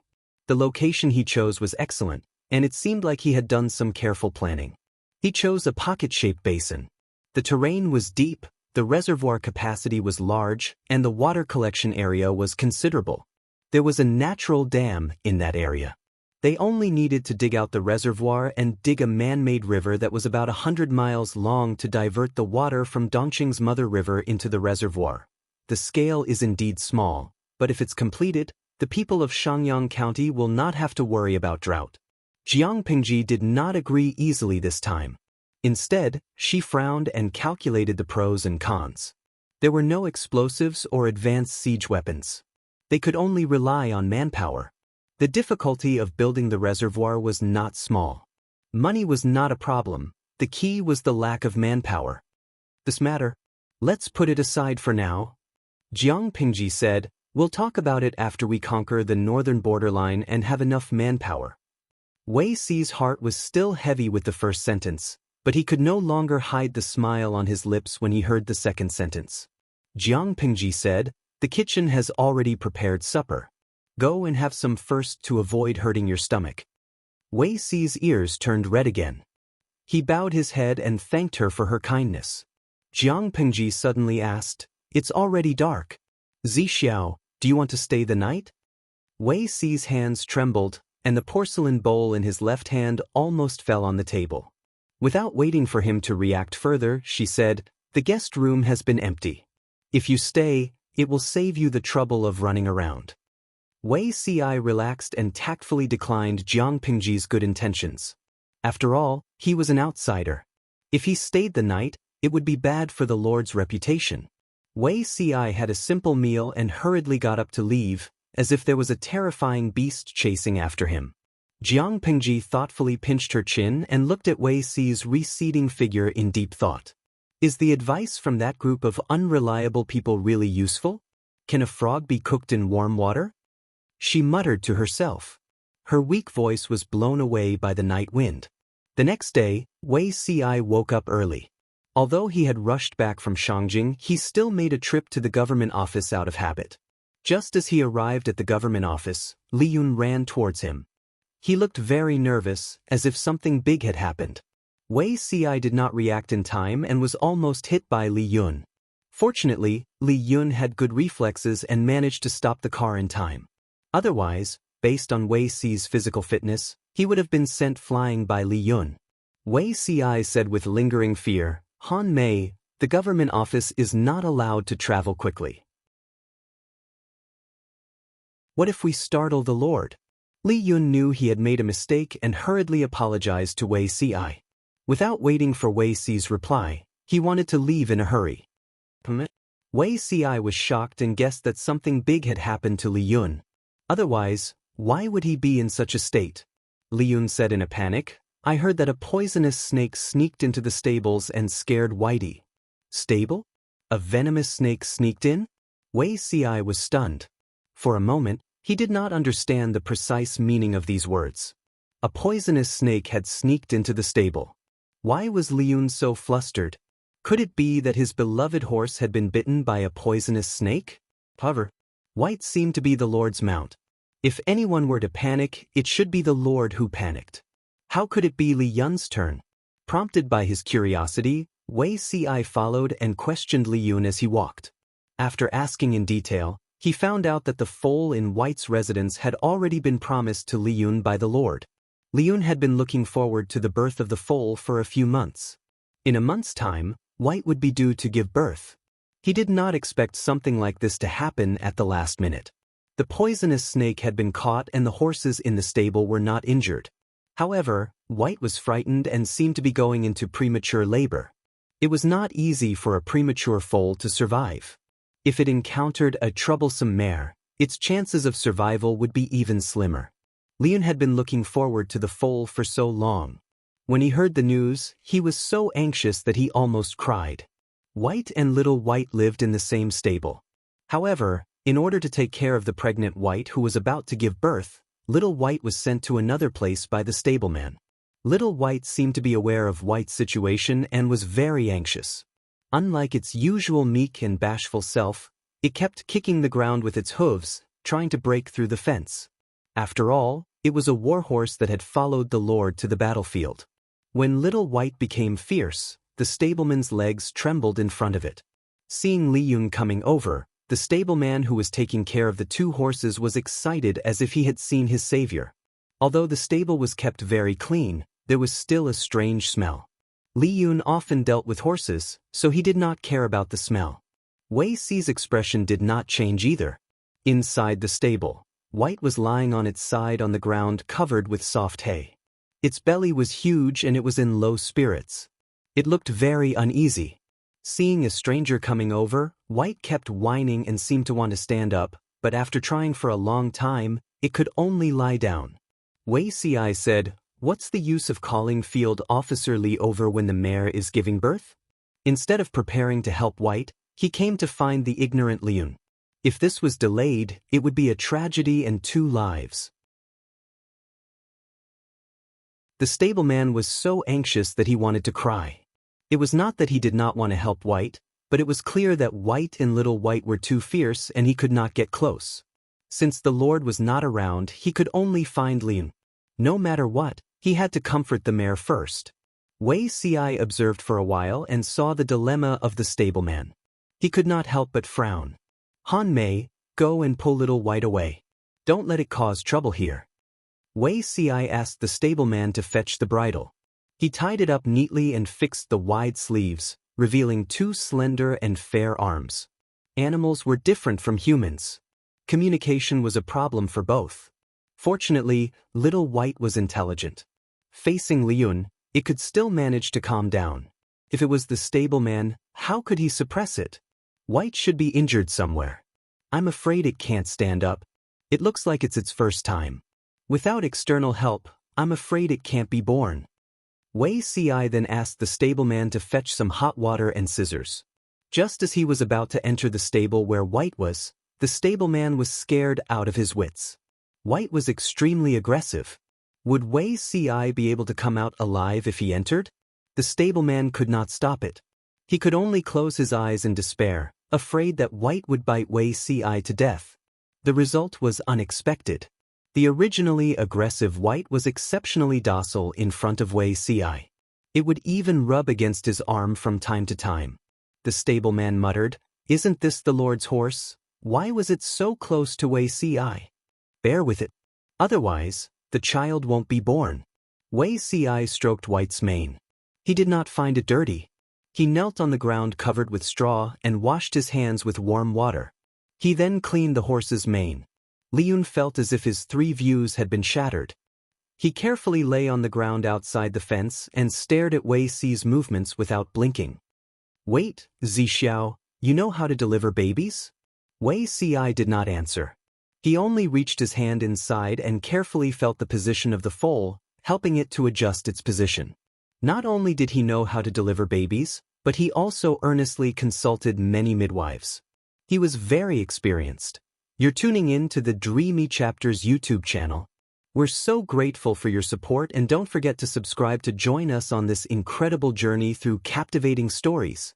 Your generosity through donations truly makes a world of difference, as it's the primary source of revenue that allows me to expand and enhance this channel for you. Thank you from the bottom of my heart for being a part of this adventure.